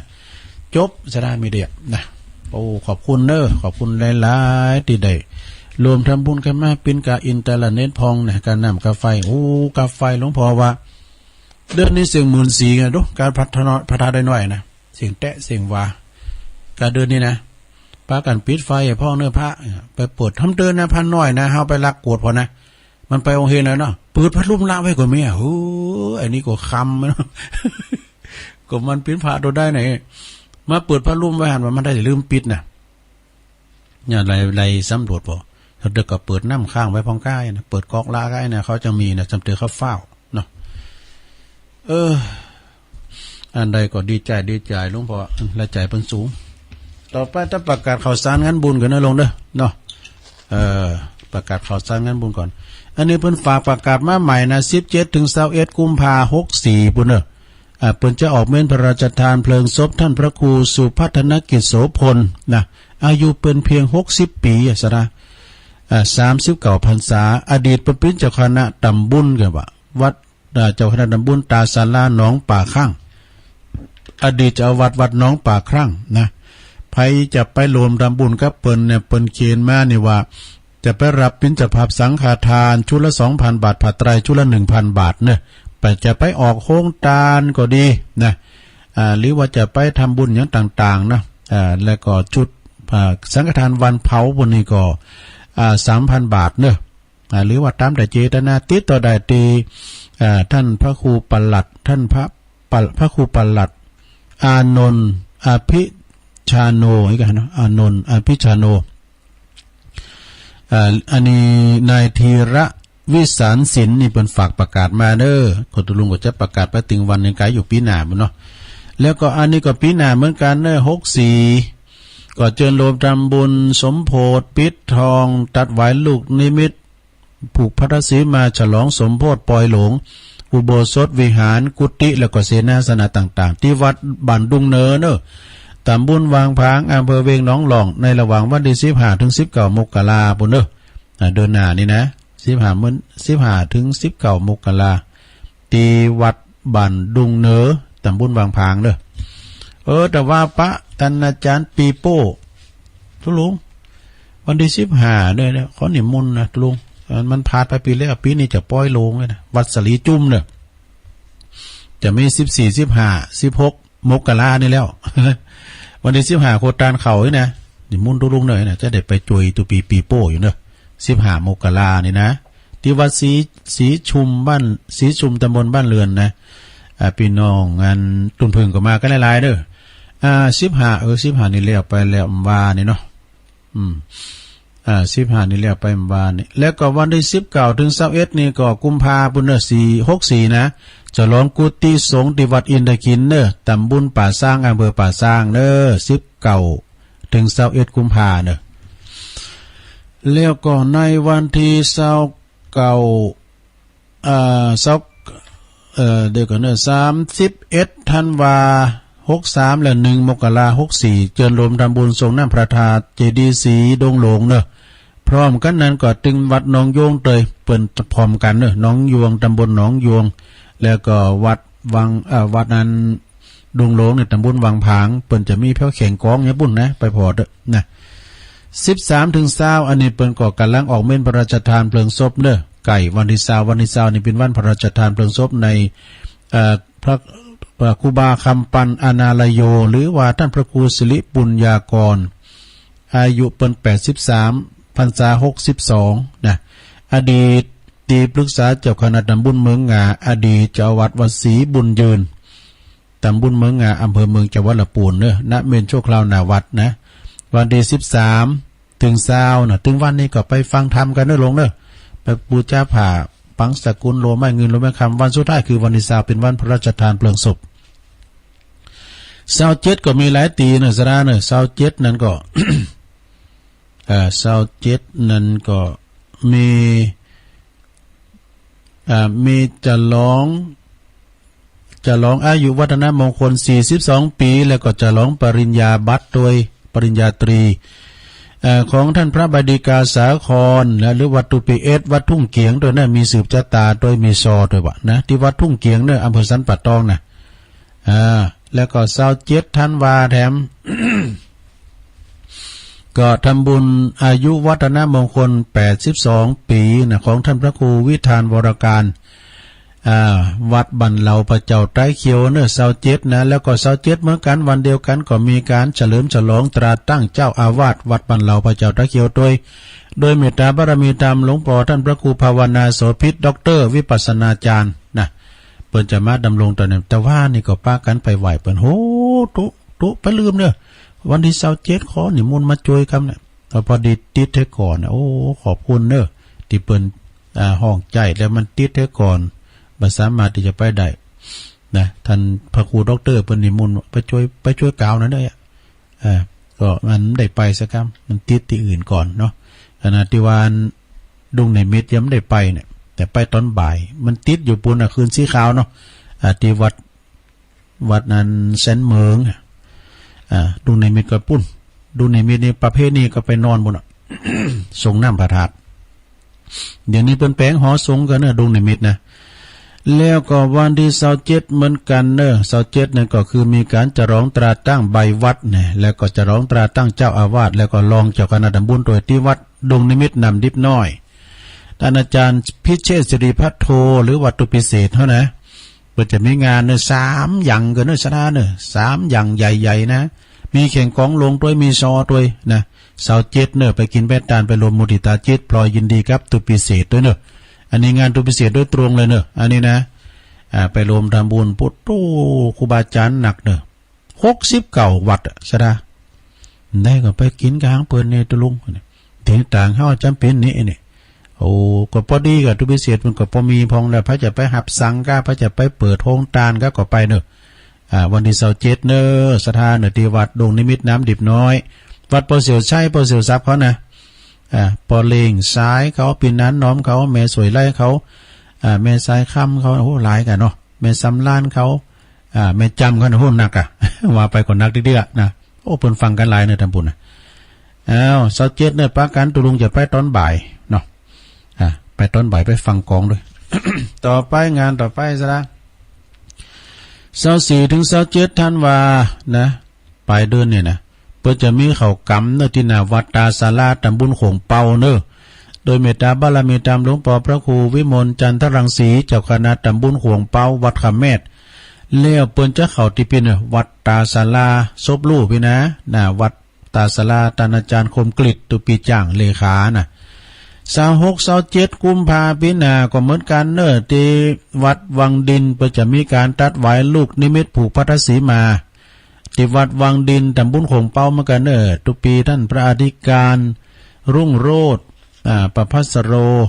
แล้วก็ทุกปีแก้วเขาปลุงบัญชาใจพยักเขาเนอะ26-27ก็ไปปากันที่วัดวังดิน11ถึง17ธันวาเนี่ยเพิ่นก็เข้ากรรมเนอะเขากำนะวัดโพธิมงคลนะนำเพื่อพระเนี่ยปุตโตวันนี้วันที่16ละ17ผู้จะออกกรรมแล้วเด้อวันนี้คือสุดท้ายวันนี้วันห่างวันดาแล้วนะ17ผู้กดตานใส่ตานเต้นแล้วก็ถวายสังฆทานด้วยนะอาณาสงฆ์อำเภอบ้านหงหรือวัดตำบลบ้านหงโดยท่านพระครูโพธิพัทราวุฒิเนี่ยแล้วก็พี่น้องสถาบันนำเพื่อพระ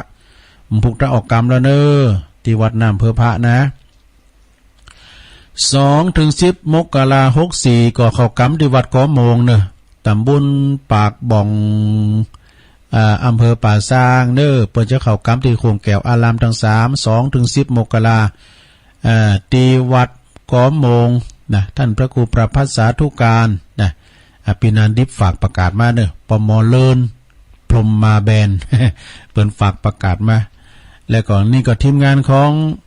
ฉลองชัยแฮปปี้มีเดียเปิ่นเอาไฟไปลุงเครื่องเสียงไปลุงด้วย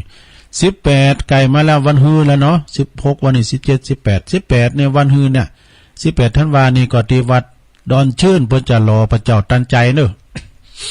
ก็ไปกินไปทานกันเนอะไปรวมทำบุญติ๋วปูนกันไปรอพระเจ้าตันใจที่วัดดอนชื่นตุลุงก็จะได้ไป28 29ธันวาก็ทรงน้ำประทาดเนอะเดิน4ปิ้งนะที่วัดเหล่ายาวใต้วัดเหล่ายาวใต้เดิน4ปิ้งเนอะเพิ่นจะมีงานทรงน้ำประทาดมีซอด้วยนะก็ไปกินไปทานกันพระครูสังฆลักษณ์สมบัติอภิรัมมณีโยปอเสียวแดงเขาปอลิงแดงเขาปอลงหนิงเขา งานต่อไปก็10 ถึง 17นะ10 ถึง 17มกรา10 ถึง 17มกราก็เพิ่นจะมีงาน64พุ่นนะเพิ่นจะมีงานเข้ากำที่วัดหนองเจดีเนอะที่ขวงแก้วอารามทั้ง3ที่วัดหนองเจดีแล้ววันที่17นั้นก็จะยกจอฟ้าศาลาตัวเนอะท่านพระครูปลัดศิวนัทเมธีปโชโตเปิ้นฝากนิมนต์และนิมนต์ตุลุงด้วยฝากประกาศมา27อันนี้อ่านบ่ละแล้วก็วันที่27ธันวาก็บ่ลืมเนี่ยวัดแสนเมืองนะวัดแสนเมืองก็เปิ้นจะมีงานยกยอดชัดพระธาตุเจดีย์แล้วก็บรรจุหัวใจพระธาตุด้วยแล้วบรรจุวัตถุมงคลตัวที่วัดแสนเมืองเนอะตั้งท่านพระอาจารย์เอาหลักปัญโยนันนะกับท่านพระครูนันทบุญญาเขตอาจารย์บุญเติมวันที่26นั้นเพิ่นก็จะมีสวดมนต์ตันด้วยนะตุลุงก็ไปเมื่อวันที่26อ่ะนะ26นั้นก็สวดมนต์ตันแล้วก็27ก็ทำบุญตักบาตรตอนเจ้า9 โมงเนี่ยยกยอฟ้ายกยอชัดนะสดานะหลังจากนั้นก็เปิดห้องตาลก็เปิดโอกาสถึงสดาได้ไปตานกันไปกินไปตานกันอันป่าก้ามสังกาแล้วฟังซอกันวันค่ำนี่ที่วัดสันเมืองเด้อพระอาจารย์เอาหลักปัญโยนันพระจะไปเปิดห้องตาลพระจะไปหับสังก็ไปปะกันได้วันที่15 ถึง 20ธันวานะโอ้เข้าว่ามาแล้วกันนะเปิ้นเข้ากำเด้อเขาเริ่มทำว่ามาละ15วันมื้อเจ้านี่ก็ตักบาตรเจ้าแลก15 ถึง 20ธันวานี่ตั้งวัดปงวัดชัยชนะปงสนุกนี่นะหมู่2ตำบลประตูป่าอำเภอเมืองเปิ้นจะมีการเข้ากำเนี่ยเข้ากำว่ามาละนะตู้เจ้าซาวตุนซาวตูบนี่เปิ้นจะสร้างศาลาบาทเนอะลื้อหลังเก่าลื้อหลังค่าลื้อหลังเก่าแล้วก็สร้างหลังใหม่เนอะท่านจอมยุทธ2แผ่นดินฝากประชาสัมพันธ์มาเนอะ15 ถึง 20ที่วัดชัยชนะปงสนุกเนอะแล้วก็วันที่27ธันวานะโยมเนอะ27ธันวานี่เปิ้นจะลากพระศาสตร์อาราธนาสรีระลางสังขารออนไลน์ดวงวิญญาณของตุลุงใจหรือว่าหลวงพ่อเมตตาขึ้นสู่พระศาสตร์เม้นใหม่แล้วก็วันที่3มกราคมที่เป็นวันประชุมเพลิงศพนะที่วัดทุ่งบอนป่าเหวทุ่งซ่านดอนใจบุญนะอำเภอเมืองตำบลบ้านขออำเภอเมืองปานบุญนะเปิ้นจะมีประชุมเพลิงศพเด้อตุลุงใจนี่อายุก็นาง80แล้วนะเปิ้นว่าเสียวเดียวกับปอปิงปอจานวัดบาดาลน้อยๆเนี่ยแต่เสียวเดียวกันแล้วก็เปิ้นเป็นคุ้นบันด้วยน้อยเนี่ยซะนะน้ำเกิดหินเกิดบันด้วยน้อยแล้วก็เปิ้นมาโบสถ์ที่วัดด้วยน้อยเนี่ยวัดพระธาตุด้วยน้อยเนี่ยแล้วเปิ้นก็ไปปิ้นตูหลงที่หันพองที่นี่พองที่นี่ก็ไปเนาะที่สันปะหักก็ไปอยู่จนมึนเนาะแล้วก็ไปหมันไปกึดไปสร้างอยู่ที่วัดเนี่ยทุ่งบอนเนี่ยแล้วเปิ้นจะประชุมเพลิงวันที่3มกราคมนะ3มกราคมตุลุงก็จะไปตัวหลวงพ่อนะแต่ไปตานเปิ้นครูโอนพอครูโอนก็จะไปละเปิ้นจะไปนอนวันที่2พอครูโอนนะปอครูโอนนี่ก็แม่แตงนะบ้านเป่าแม่แตงจะไปนอนแต่วันที่2เปิ้นไปปิ้นโคศกพิธีก่อนไปปิ้นปอจานด้วยนะต่อไป1 ถึง 8มกราคมเนอะ1 ถึง 8มกราคมนี่ก็64เปิ้นจะเข้ากำที่วัดบ้านหวายเนอะวัดบ้านหวายตำบลมะกอกอำเภอป่าซางตุปิลินฝากประกาศมาเอาบ้านหวายก็พี่น้องเปิ้นฟังกันจะหลายเนอะตะปุ่นน่ะ แล้วก็โอ้ชุมชนนั้นเนี่ยชุมชนคุณยองทางนั้นนะบันกอกบันไว้บันแซมเนาะวันที่1 ถึง 8 มกราเด้อที่วัดบันไว้แล้วก็วัดใหม่พัฒนาตำบลยางครามก็27ท่านว่าถึง1 มกราก็เข้ากรรมเด้ออะไรเพิ่นจะสวดมนต์ข้ามปีด้วยนะที่วัดใหม่พัฒนาก็คือวัดท่านพระครูสถาพรพัฒนารังสีเปิ้นพิจเจ้าคณะตำบลตัวแล้วก็16ว่ามาแล้วกันวันนี้กันเนาะ16 ถึง 22ธันวาคมนี่จะเข้ากรรมที่วัดสันปุเลยหรือว่าวัดปทุมศาลารามเด้อ16 ถึง 22ธันวาคมตุเป็น1ฝากประกาศมาเด้อแล้วก็อันนี้อันมอนห้วยแก้วเด้อมอนห้วยแก้วก็27ธันวาคมถึง1 มกราคมเพิ่นจะเข้ากรรมที่วัดม่อนห้วยแก้วตำบลตำบลดอยหล่ออำเภอดอยหล่อหั่นตำบลเดียวกันเนี่ยหลงนะท่านพระครูกัลยาณปราโมทอาจารย์สมหวังปลงแดงเขานะปอนานทิดเขา27นะก็จุโคแล้วเด้อเริ่มเข้าคืนนั้นเนาะวันที่1ก็มกราก็สืบชะตารับขวัญวันปีใหม่เศร้าเก่ายกยอดชัดเจดีย์ชเวดากองจำลองด้วยเนอะโดยตระกูลกิ่วแก้วแม่จันฟองคุณเชิดพงษ์กิ่วแก้วนะเป็นจะมายกยอดชัดโดยเอางานต่อไปอันนี้ก็ตั้งวัดเจดีย์3ยอดนี่เพิ่นจะมีการถวายทำบุญศาลาการประเลนศาลาปฏิบัติธรรมยติกาโลตานเถาะคือถวายต้านเถาะนะต้นไม้ต้นคาในวันที่8 มกราคมเนอะและพร้อมกันนั้นก็จะมีการทำบุญอายุวัฒนมงคลท่านพระอธิการกิติศักดิ์โกตุปิเมกตุปิเมกนี่ก็เลื่อนตำแหน่งประธานอบต.ปินเลขาแล้วเนี่ยปินเลขาเจ้าคณะตำบลโดยแล้วก็จะร้องเลขานุการโดย จะร้องปริญญาเพิ่นด้วยเนาะวันที่7 ที่ 8เนอะสนะ7 8วันที่7นะก็9 โมงก็ตกแต่งด่ากันแล้วก็เวลา 15 นาฬิกาก็มีการสวดถอน 16 นาฬิกาก็ทักษิณาแล้วก็วันที่8นั้นก็สืบชะตาโลงเนอะที่วัดเจดีย์3ยอดนะพอจะไปหาปิ่นจะภาพสังชุดใหญ่ก็3,2,500แล้วก็ 1,500 บาทติดต่อได้ที่เบอร์โทรของตุปิแม็กนะ0806777957เจ้าอาวาสเนอะตุปิแม็ก0806777957เนอะอันนี้ปอลุงปอบุญตันฝากประกาศมาเด้อปอบุญตันป่าไร่วัดตุนพึ่งน้องลองนี่ใบนี่มูลเปิ้นมาแล้วตุลุงก็จะได้ไปเจ้าหน่อยนะตุลุงเนี่ยท่าน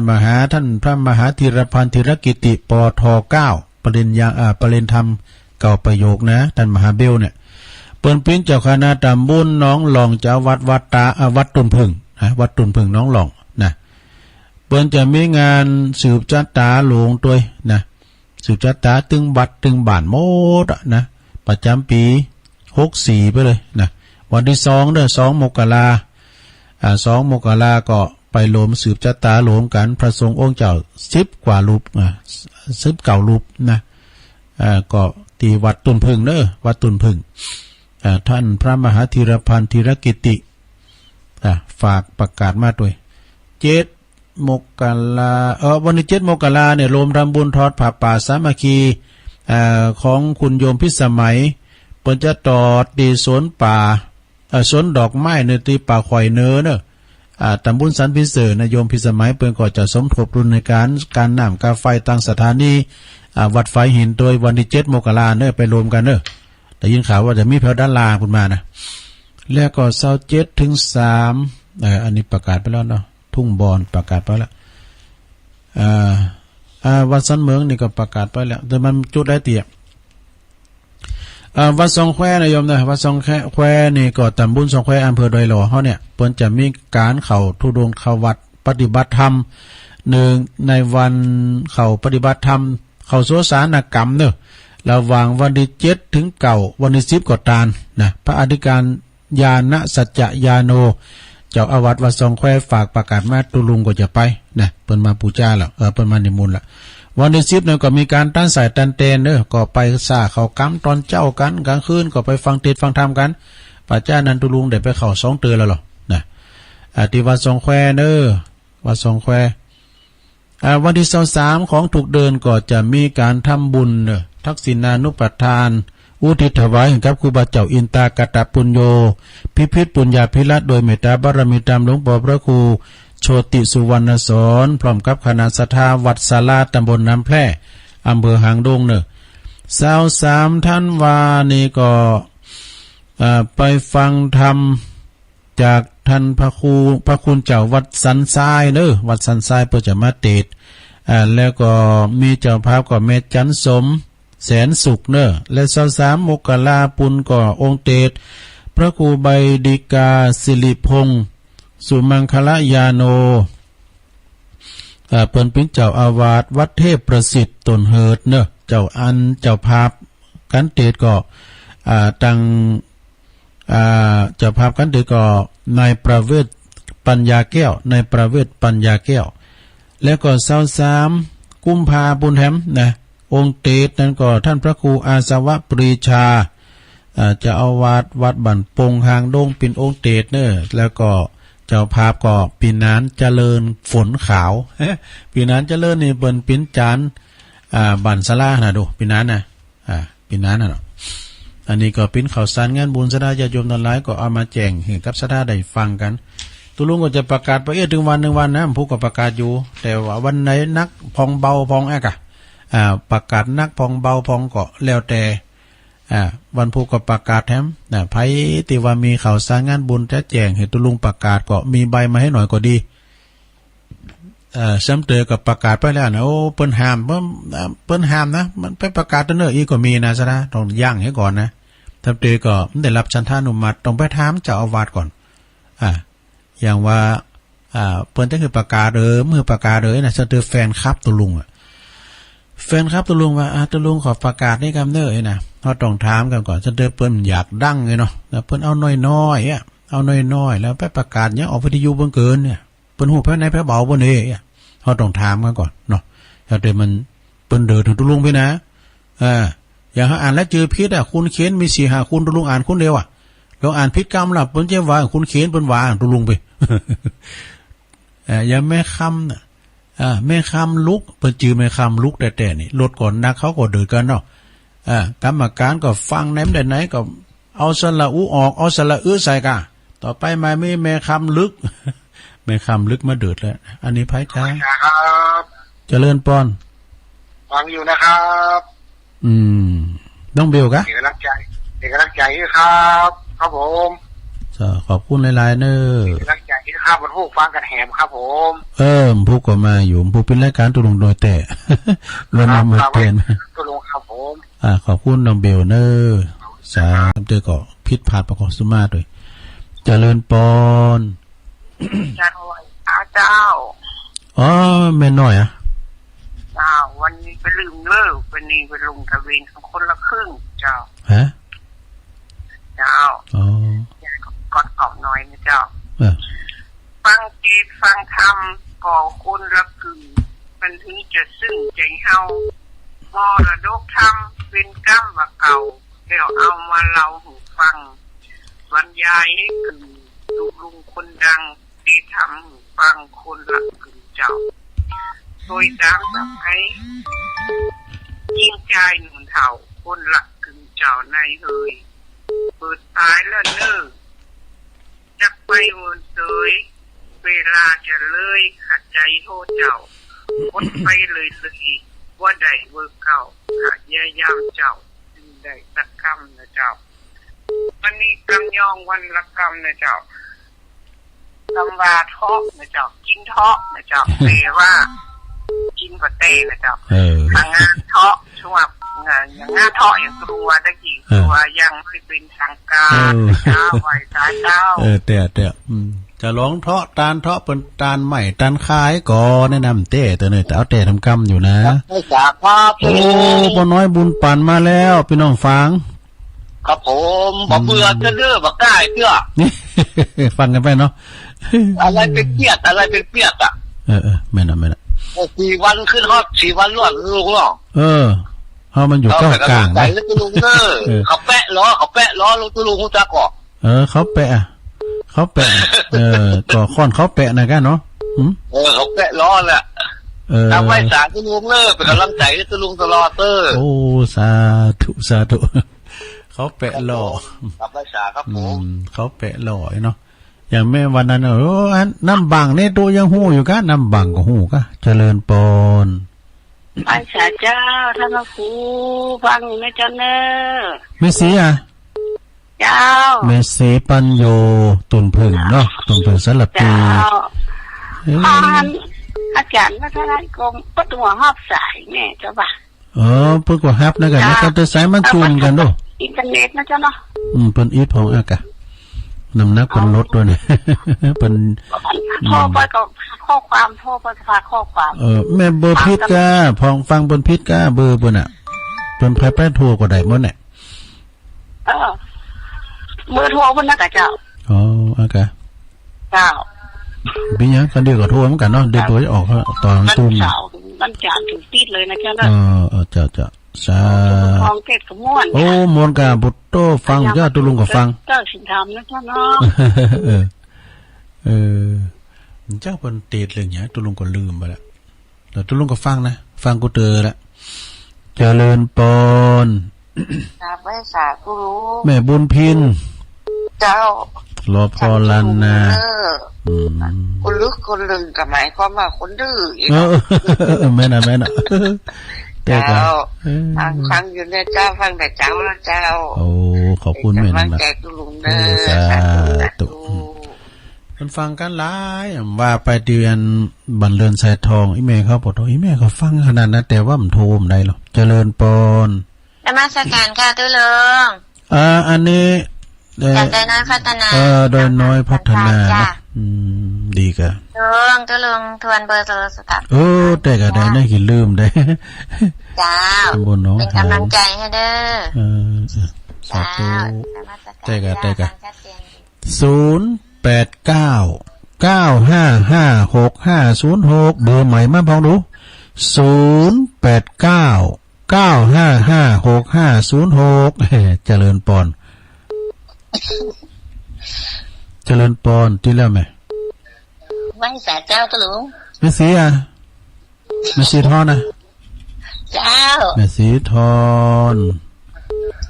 น้องปูมาเต้นอันท่านพระครูพระครูนั่นสังฆหลักท่านอาจเป็นไปปฏิบัติธรรมไปเข้ากรรมก็อย่างนั้นฟังตะลุงมาอันว่าก็ส่งตุนหน่อยเข้าไปปุ่นเขากำที่ดอยสะเก็ด2 ตุนไปนะไปถามว่าพระอาจารย์ นิพนธ์น่ะเนี่ยรู้จักลุงยองไหมในบทอภิสิทธิ์น่ะแต่ตัวเจ้าเนี่ยมันเจออภิสิทธิ์ดูตัวเจ้าหน่อยนะไปเขามาจับถามถามเจ้าตูมเลยป่ะจับถามอาจารย์นิพนธ์พอดีการงานนักขนาดได้ตอนนี้แต่กะขอบคุณแม่สีทอหนักๆเด้อน้องโบชัยประการเนาะจะปิกวันที่18ปิกเนาะเจ้าปิกวันที่18จำได้อยู่จำได้สาธุเด้อเจ้าแม่สีทอนชัยประการน้องโบเด้ออันนี้นะน้องโบเปิ้นมาที่แม่เปิ้นบั่นแม่ของนี่ไซมูนนี่ก็แม่ของแม่ก้าเจริญปอนขอมาใหม่นะตุลุงจะอย่ามาเด้อนี่อย่ามานะเอามาใหม่089 9556506 โปรดฟังอีกครั้งวันนี้นะวันเนี้ย089 9556506อ้าวเข้ามาเลยเจริญปอนโยมฮัลโหลติดแล้วฮัลโหล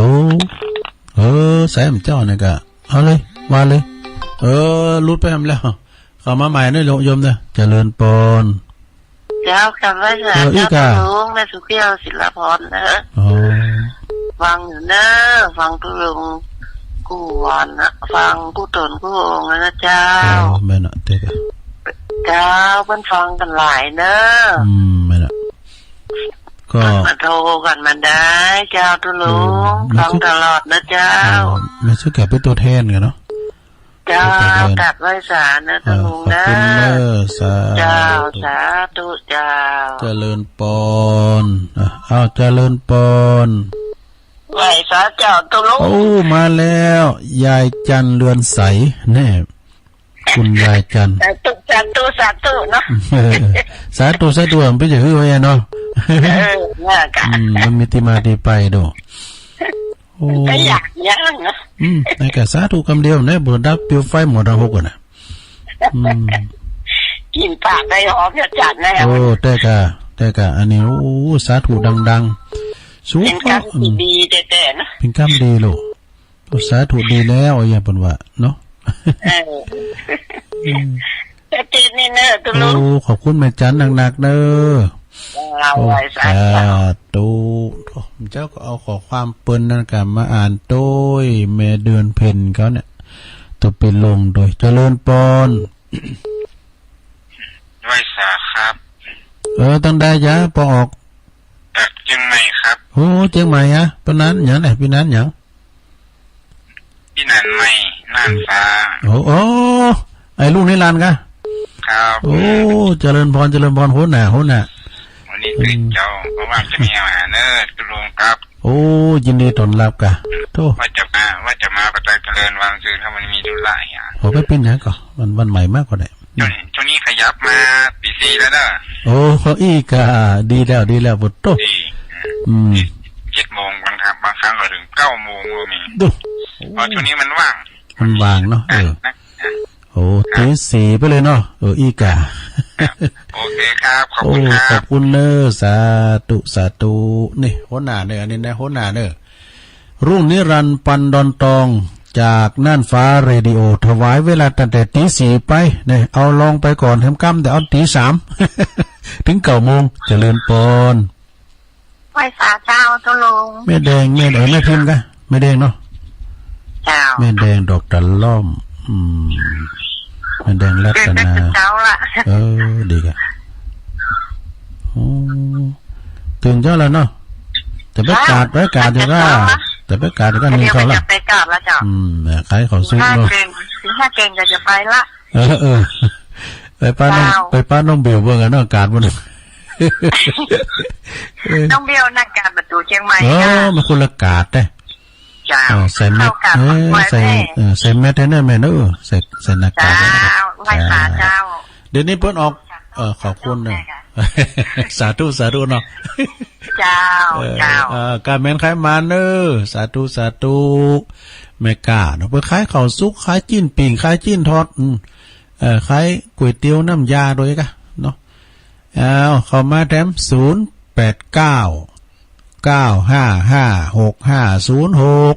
ตั้งรอยสะเก็ดบ่น่ะตั้งหอมบุญบ่เยิมฟังกันไปก็แหตั้งหอมบุญบ่นี่ป่าไม่แดงบ่นี่มึงฟังก็ดูว่ามันปหน่อยบุญปั่นมาแล้วเนาะมึงฟังก็มาแล้วแม่แจมล้อแม่แก้วแม่ขันแก้วแม่แจมอ่ะโทรมาพองกาฟังกันแม่ขันแก้วในอยู่ช่างเครื่องบนนี่หรอนะตัวแทนเป็นน้องแม่แจมเปิ้นจังโทรมานะแล้วก็พี่น้องตั้งปุ่นรู้หลายด้อยบ่รู้หลายด้อยขุนตาลแม่ฟองเขาแม่ตาในเขานะโทรกันมาพอเด้อต่างเมืองฝางต่างแม่อายนะ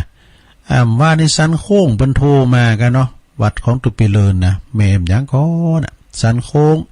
สันห่างรอตั้งตุปีจ่าน้อยเขาปุ๊ก็โทรมาพอเด้อแต่ต่างแม่อายนั้นสันห่างตุปีจ่าน้อยเพิ่นอยู่ปุ่นหรอนะแล้วก็พี่น้องตั้งแม่อัมพรครับบุรุษห่างต่ำหน้าคามเขาหน้าพันเขาหน้าทินก็โทรมาเนาะโทรมากะโหมว่าขอบคุณได้อีป่าเนี่ยอีป่าบัวมันกิติวงศ์เนี่ยฟังว่าโตว่าเน้นหลักยังมาเดี๋ยวก่อนนั้นน้องคือแล้วเน้นหลักยิ่มมาตุลุงก็บ่ทราบได้นะเน้นหลักก็มาไหว้สาครับนมัสการครับผมอาจารย์นิพนธ์เนาะครับ ฟังอยู่ครับแต่ตี 3ตั้งแต่สวดมนต์นะครับโอ้ตื่นเช้าเหมือนกันเนาะครับเดินแอวไปดูแถวหน้าศาลาแม่มณีหน่อยครับที่เขาอบรมกันนะครับอ๋อมันงานมันไม่ได้ว่างเว้นนะครับนั่นเป็นเจ้าคุมเครื่องด้วยเนาะคุมเครื่องเสียงด้วยเนี่ยฝากนั้นนะอภิสิทธิ์นะกับปรีชาน่ะนะวัดพระธาตุดอยน้อยครับเจอกันแล้วไปจ้าเอ๋พอดีเนี่ยตุลุงยองบอกไว้ ว่าตุลุงใช่ชื่อตุลุงนิพนธ์ก็หัวใจก็หาจับตัวพอดีครับวันนี้ไม่ได้อ่านก่อนอ่านอะไรครับเวลามันน้อยตอนเย็นก็ได้ยังบอกว่ามาฟังอยู่ตลอดหลวงพ่อมานิดอยู่ถึงไหนก็ไม่รู้นี่รับแล้วหลายวันแล้วนะหลวงพ่อมานิดเนี่ยสงสัยไม่สบายหรือเปล่าไม่รู้นี่เดี๋ยวต้องไปแจมสักหน่อยครับอยู่ใกล้ๆแล้วสามเณรน่ารักก็เป็นไงบ้างก็สบายดีนะเมื่อคืนแล้วไม่ได้ฟังอ่ะนะว่าภาษาเหตุใดไม่รู้นะแล้วออนไลน์ครูบา40,000มาวันที่26 27ว่าจะไปฮันนีมูนแถววัดสันเบืองสักหน่อยเนี่ยมาดูโตชุมชนหนาแน่นนะสันเบืองเนี่ยนะว่าจะเตลิดไปพระธาตุดอยน้อยสักนิดนึงได้ยินดีต้อนรับเครื่องเสียงของท่านครูบายองสักหน่อยนะครับก็ธรรมดานี่แหละระบบเครื่องเสียงของวัดพระธาตุดอยน้อยมันเป็นเครื่องประจำอ่ะมีลำโพงตู้ด้วยแล้วมีเสียงตำสายในวัดเดี๋ยวจะไปดูให้ครับครับผมแค่นี้นะครับกราบสานมัสการครับผมสาธุอาจารย์นิพนธ์คนโคราชนะฮะจากวัดพระธาตุดอยสะเก็ดเจริญปอนภาษาเจ้าก็ลุงเป็นนางโอนเนาะเจ้าโอ้แม่นางโอนร้องกองเข่ามาแล้ววันนี้สายมันหนักเนาะวันสายมันหลายเฮ้ยมัน1ต่อ1มันก็มีเป็นวันอ่ะนะวันนี้ก็อันติดอ่ะเติมติดอ่ะกูเติมติดเดียวนะก็พี่ยังก็โทรมาเนาะฟังทุกวันนะเจ้าโอ้ขอบคุณหลายๆเด้อสาธุแม่นางโอนนะอันนี้เปิ้นเป็นนักเย็บผ้าหรือว่าเย็บผ้าที่เปิ้นกฐินนั่นน่ะเปิ้นไปพระแม่ชัยประการพุ่นเนาะเย็บผ้ากฐินพระราชกฐินเนี่ยก็โอ้เอาเข้ามาใหม่เด้อสุมาตุลุงนานอู่นี่เจริญปอนเข้ามาใหม่ตบกันแล้วใหม่ตอนเดิงได้ก็ได้มันโอนมาซ้ายไข่หางไปหน่อยดอกกูเตือนโทมติดวันนี้โทษติดเอาโทษขอมามันเป็นหนักอย่างถึงวันก่อเนาะหน่อยพองนักพองกับพินธรรมดาเจริญปอนเวลาตุลุงไลฟ์อยู่เนอะไปข้าเจ้าแม่อยู่ไหนแม่อยู่หนองร่องเจ้าอ๋อแม่สีทอนเนาะบุตรชีบงนะเจ้าฟังอยู่นะเจ้าโอ้ดีกะหมดสิล้อฟังมาเจ้าเนี่ยบุตรชีบงกำบะเก่าเนี่ยกำเปมได้กำเปมนะเจ้าม่วนสิล้อกำเปมเด้อกำลังใจนะเจ้าผู้ก็กำแตะขอบคุณแม่สีทอนบุตรชีบงน้องหลงไหวสาการนมัสการครับผมโอ้ไหวสาอาจารย์ตุปีครับปุตตะรู้มาแล้วท่านอาจารย์สมเพชรปัญญาโนมาแล้วโอ้ฟังอยู่ตลอดนะครับตื่นเป็นตี 2แล้วเนี่ยโอ้พี่ก็ตื่นเจ้าเหมือนกันนะตี 2 ตี 3ทุกวันนะครับเตรียมงานแต่น่าเปิดมีงานเนาะทำภารกิจเรียบร้อยแล้วนี่นั่นแหละยาครูบานี่แหละเข้าเรียบร้อยแล้วนะครับพี่โอ้ตุปีกับนั่งฟังพี่ชิดสังฆทานไปเข้ากรรมหนองแสะครับปึงตีเตอดักเป่งยินวอดขึ้นว่าเพิ่นไปเข้ากรรม2 วันก็ขึ้นไปแทน2 งานละว่าขึ้นบ้านใหม่แล้วก็รถไปเข้ากรรมไปตุ้ยหายเนาะ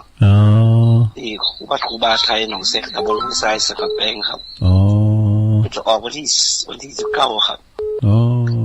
ครับลงครัวแต่ว่าการซุ้มแต่ว่าในหมดสิทธิ์อยู่ในซุ้มฟังอยู่ทุกวันนะครับโอ้ขอบคุณตุปีหลายๆที่ฟังก็อุ่นนักกันแล้วว่ารอสีเพลงแล้วจะขึ้นไปหาโอ้ดีกะขอบคุณนะถวายการต้อนรับพากันไปตั้งใจรออยู่ครับโอ้ก็ช่วงนี้งานเตรียมงานอยู่ครับเตรียมงานเนาะเป็นยังงานฉลองมีนาครับโอ้มีนาเนาะใกล้มาจะประกาศฮะเดี๋ยวก็จะวัดตึงๆกันเหรอเมื่อนั้นนี่มันตึงๆกันนี่เนาะครับจะขึ้นไปโอ้ได้ครับวันที่26 17มีนาเนี่ยครับโอ้การจะได้ผมจะขึ้นเอาไปกุศลไปครับวางนี่บุ๊กเดียวเตรียมน้ำรถงานเขาทำคนหน้าครับตุลุงครับแม่นมันผูก2 งานนั่นเองโอ้งานนั้นงานเก่างานนักให้เหมือนเดียวกันหมดเลยครับแม่น วันที่24ก็เริ่มไปกลุ่มสอบธรรมศึกษาลงได้ไปก่อนนะอันหลวงพ่อสั่งการว่าได้ดูครับโอ้สอบผู้อาณาจักรครับแล้วทำอีโทเอกครับธรรมศึกษาธรรมศึกษาเราอ่อนนักเรียนเนาะครับผมเราสเกตนี่มี4ปีครับก็น่าจะ4ก็คือผมจะลงมาแทนผมว่าเลยที่เทศบาลปนิมนต์ผมมาได้ผมจะกลุ่มสอบตั้ง8 โมงถึง 4 โมงเลยนะครับบอกขึ้นมาได้ลุงนิดครับบอกแทนผมก็เลยเนาะแต่แกนี่งานว่างครับก็จะเป็นตัวแทนผมไม่นักแทนที่ด้านมือผมไม่เดี๋ยวครับเอาเรื่องตัวแกครับครับฟังอยู่เลยครับขอบคุณบิ๊กครับว่าไหวสาเด้อสาธุท่านอาจารย์สมเพชรปัญญาโนอันนี้เป็นรองเจ้าอาวาสวัดใหม่วัดบ่อทองป่าไผ่บ่อทองจะมีปล่อยลง27มีนาเมื่อก่อนก่อยประกาศทุกคนเนาะเจริญปอนพระศาสดาพุทธเจ้าอยู่ตั้งใดจ๊ะแม่บัวคำจ้าแม่บัวคำหลายวันนั่นได้โทรมาเนี่ยแม่บัวคำตาจ้างเนาะฟังแม่เจ้าแล้วแม่ไก่บ้านนั้นไอ้ขจรเขาเนาะต้นเอาลักมือไหนนะกะพระเอาลักเปิ้นจะได้ยะหรือว่าเปิ้นจะติดงานเตดจ้ะตุลุงก็ถ้าฟังถ้าฟังได้ก็ได้ครูบาสีหมื่นนั่นน่ะครูบาสีหมื่นแล้วก็สิดอกครูบาสีหมื่นก็มาก็มนอยู่จ้าเนาะ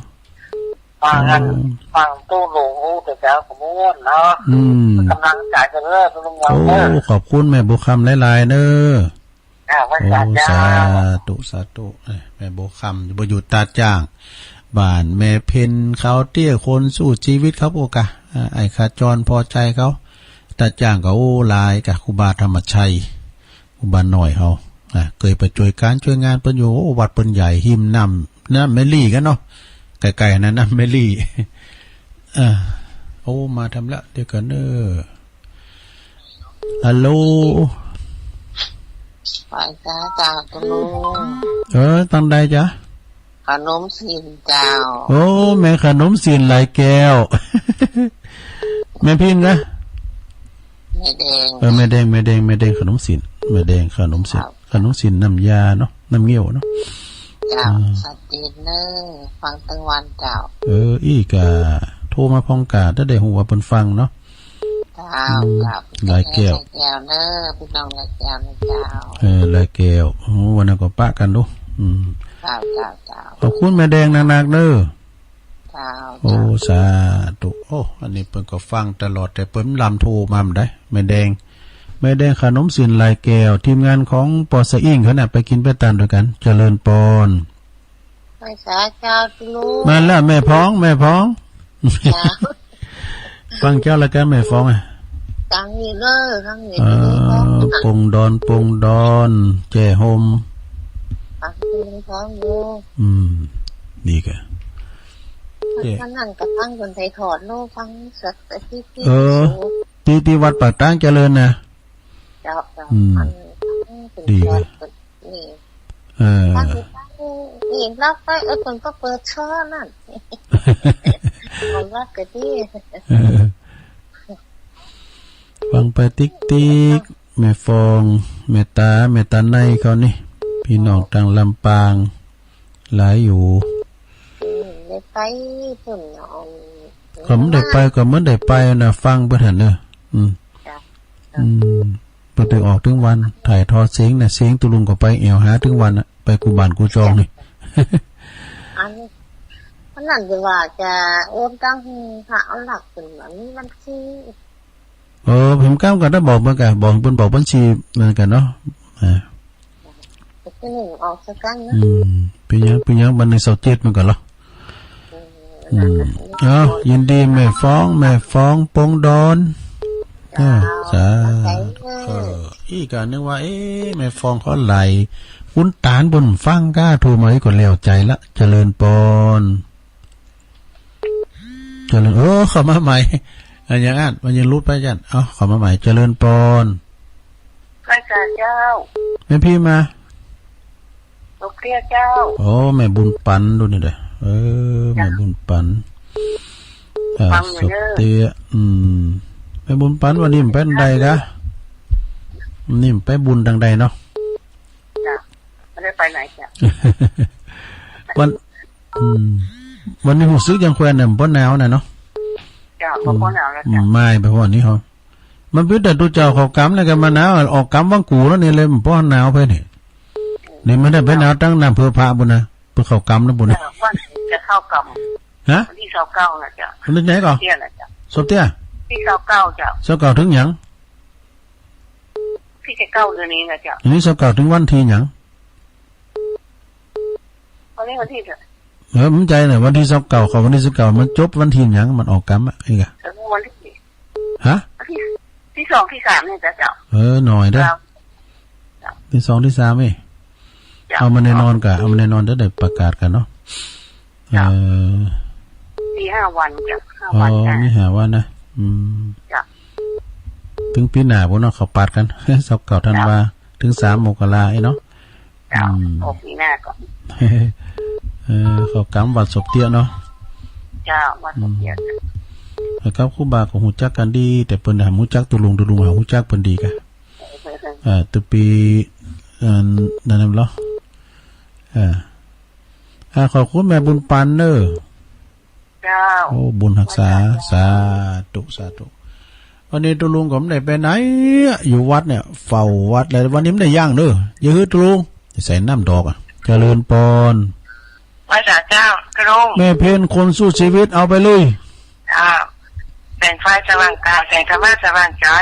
สว่างกาด้วยแสงไฟสว่างใจด้วยแสงธรรมเจ้าฟังชัดเจนนะตุลุงเด้อฟังเจ้าอะไรเนาะ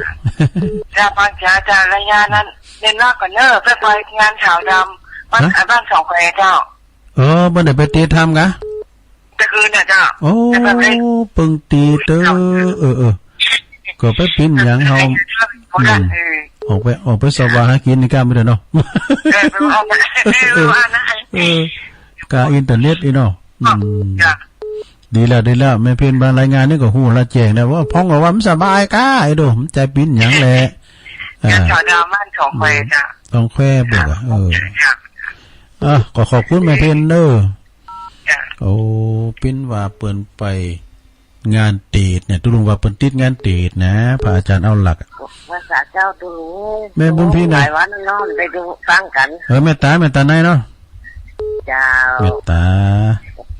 แต่คือนี่กับโคตรทุ่มกันนั่นครูบานะได้ฟังครูบา40,000ดุ้งคือแล้วเนี่ยครูบา40,000วัดสันกูทองก็เน็ตเหมือนกันเด้ออันนี้นะปุตโตเปิ้นเป็นโคศกเป็นยังไดได้ไปเปิงแล้วนี่นะสวดมนต์เตดก็มนต์เตดเมืองก็มนต์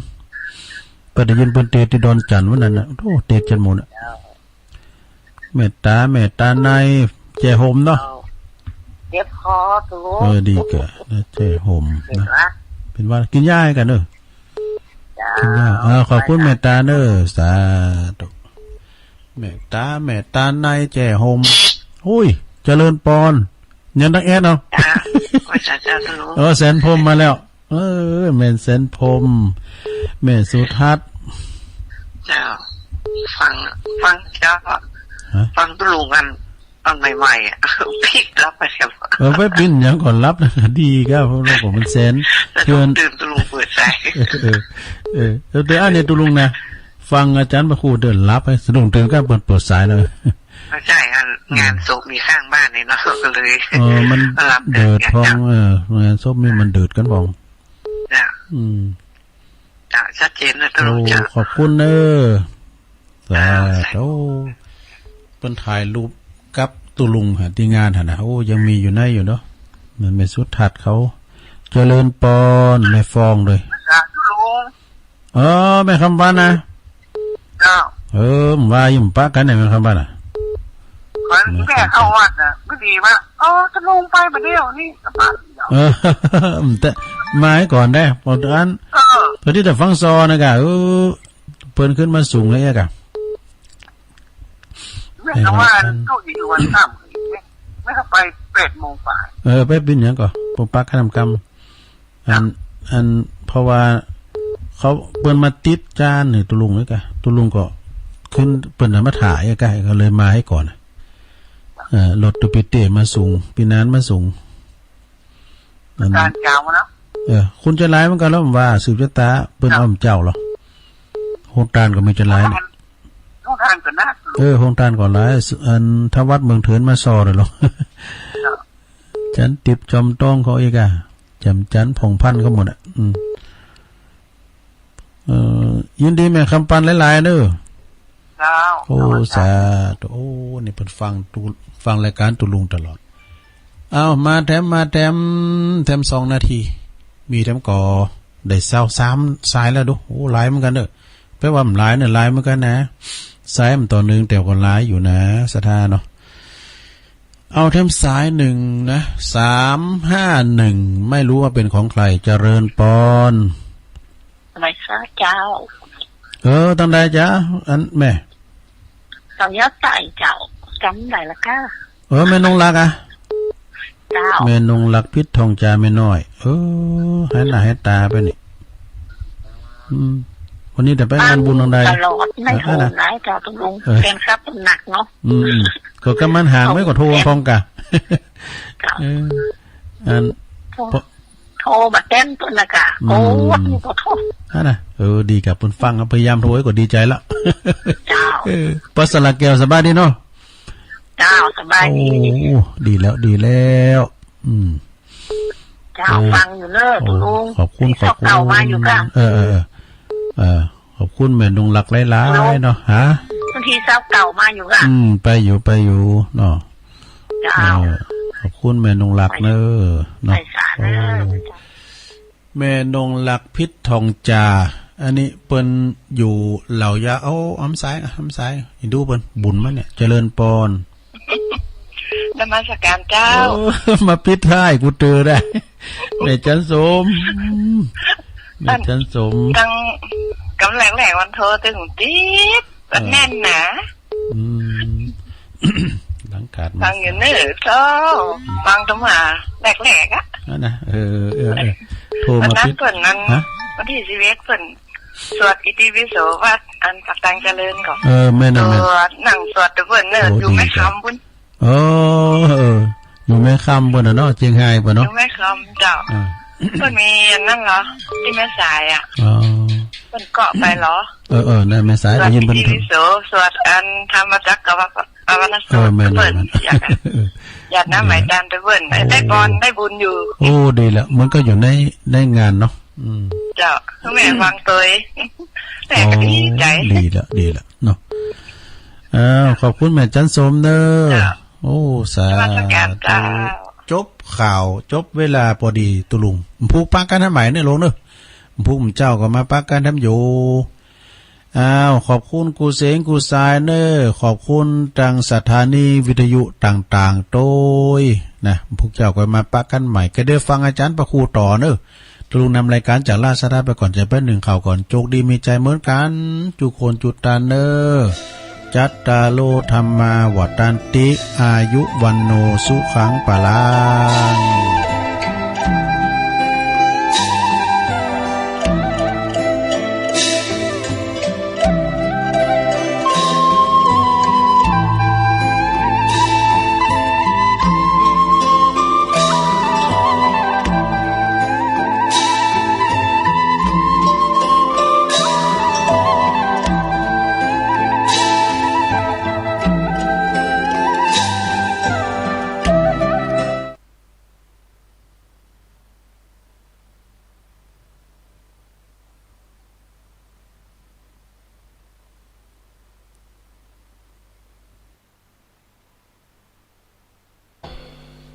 และปรารถนาเกิดในศาสนาของโยมก็จะได้สมประสงค์นั่นแหละ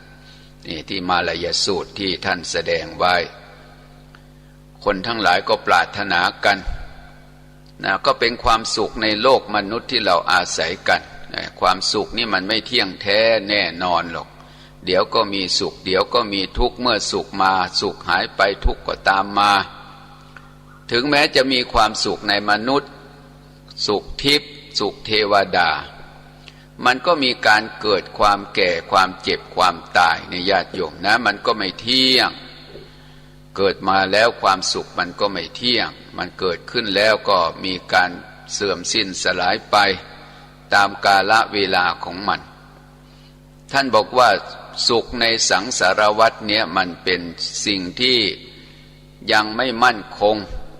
เพราะยังถูกปรุงแต่งด้วยปัจจัยสี่แต่ความสุขที่เข้าถึงความวิมุตติหลุดพ้นคือพระนิพพานนั่นสิจึงเป็นนิรามิตสุขเป็นสุขที่ไม่เกิดไม่แก่ไม่เจ็บไม่ตายเขาเรียกว่าเป็นนิรันดร์กาลนั่นแหละเป็นความสุขที่ถาวรสุขที่เข้าถึงพระนิพพานแต่พระนิพพานเนี่ยไม่ใช่เป็นเมืองนะมันเป็นชื่อของสภาพอารมณ์ที่บุคคลได้เข้าถึงแล้วจะได้เสวยความสุขนั้นนิพพานนี่เป็นชื่อของความสุขนะเป็นชื่อของการดับกิเลสไปเดี๋ยวเราไม่เข้าใจนิพพานไปได้จะเข้าใจว่าเป็นเมืองนั้นเมืองนี้ไปอีกก็ถ้าคนที่เข้าใจเรื่องนิพพานนิพพานเป็นชื่อของการดับกิเลสการดับกิเลสชั่วขณะเขาเรียกว่าตถาคตปหารหรือตถาคตนิพพานหรือตถาคตนิโรธได้ทั้งนั้นแปลว่าดับชั่วขณะเช่นเราให้ทานเรารักษาศีลเราเจริญภาวนาเนี่ยในขณะนั้นบุญเกิดบุญที่เกิดขึ้นจากการกระทำนั่นนะขณะบุญเกิดบาปก็ไม่มีนั่นคือละกิเลสในขณะนั้นโดยตถาคตปหารคือถ้าเราเข้าใจเรื่องเหล่านี้ก็จะไม่ยุ่งยากนิพพานเป็นชื่อของการดับกิเลสไม่ใช่ว่าเป็นสถานที่เป็นเมืองนิพพานเนี่ยมันเหมือนอากาศธาตุอุปมาเปรียบเทียบนะญาติโยมนะอากาศธาตุไม่ใช่ว่ามีในโลกอื่นมันมีในโลกนี้แต่ว่าคนที่หายใจคนนั้นย่อมจะมีชีวิตอยู่อย่างนั้นนิพพานถ้าเราจะพูดถึงว่านิพพานมันมีอยู่คือคนที่ถ้ายังมีชีวิตอยู่ก็สามารถที่จะหายใจได้เนี่ยอากาศธาตุเปรียบเทียบให้ฟังแต่ถ้าเกิดว่าหมดลมหายใจเมื่อใดอากาศธาตุก็สิ้นสุดอากาศธาตุไม่ใช่ไม่มีมันมีอยู่แต่ไม่ใช่สถานที่ทุกคนเกิดมาในโลกนี้มีชีวิตวิญญาณมีธาตุสี่มีวิญญาณหกอาศัยแล้วก็สามารถที่จะสัมผัสอากาศธาตุได้ฉันใดพระนิพพานเนี่ยเป็นชื่อของการดับกิเลสแต่ถ้ายังมีชีวิตอยู่ก็จะเข้าถึงสภาพนิพพานเขาเรียกว่าสวยอมตะสุข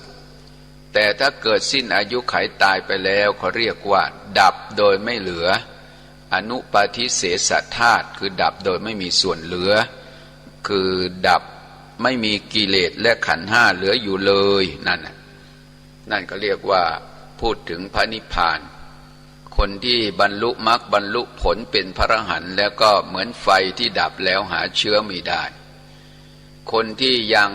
เป็นพระโสดาพระสกทาพระอนาคาเนี่ยแสดงว่ายังต้องเกิดอยู่เขาเรียกว่าเป็นสัมภเวสีสัมภเวสีแปลว่าผู้มีภพภูมิที่จะต้องเกิดอีกอย่างพระโสดาบันเนี่ยจะเกิดอีกอย่างมากไม่เกิน7 ชาตินะเรียกว่าสัตตคตุปรมะบารมีแก่กล้าก็เกิดชาติเดียวเขาเรียกว่าเอกพิชีถ้าบารมีปานกลางก็เกิด2 ชาติบ้าง3 ชาติบ้าง4 ชาติบ้าง5 ชาติบ้าง6 ชาติบ้างอันนี้เขาเรียกว่าโกลังโกระโสดาบันโกลังโกระมาจากคำว่ากุลังกุระจากตระกูลสู่ตระกูลเกิดชาติเดียวไม่สำเร็จต้อง2 ชาติบางองค์เนี่ยมีอยู่4 จำพวกนะบางองค์2 ชาติเป็นพระอรหันต์บางองค์เกิด3 ชาติจึงเป็นพระอรหันต์บางคน4 ชาติจึงเป็นพระอรหันต์บางคน5 ชาติเป็นพระอรหันต์บางคน6 ชาติเป็นพระอรหันต์นี่ประเภทนี้เรียกว่าโกลังโกระโสดาบัน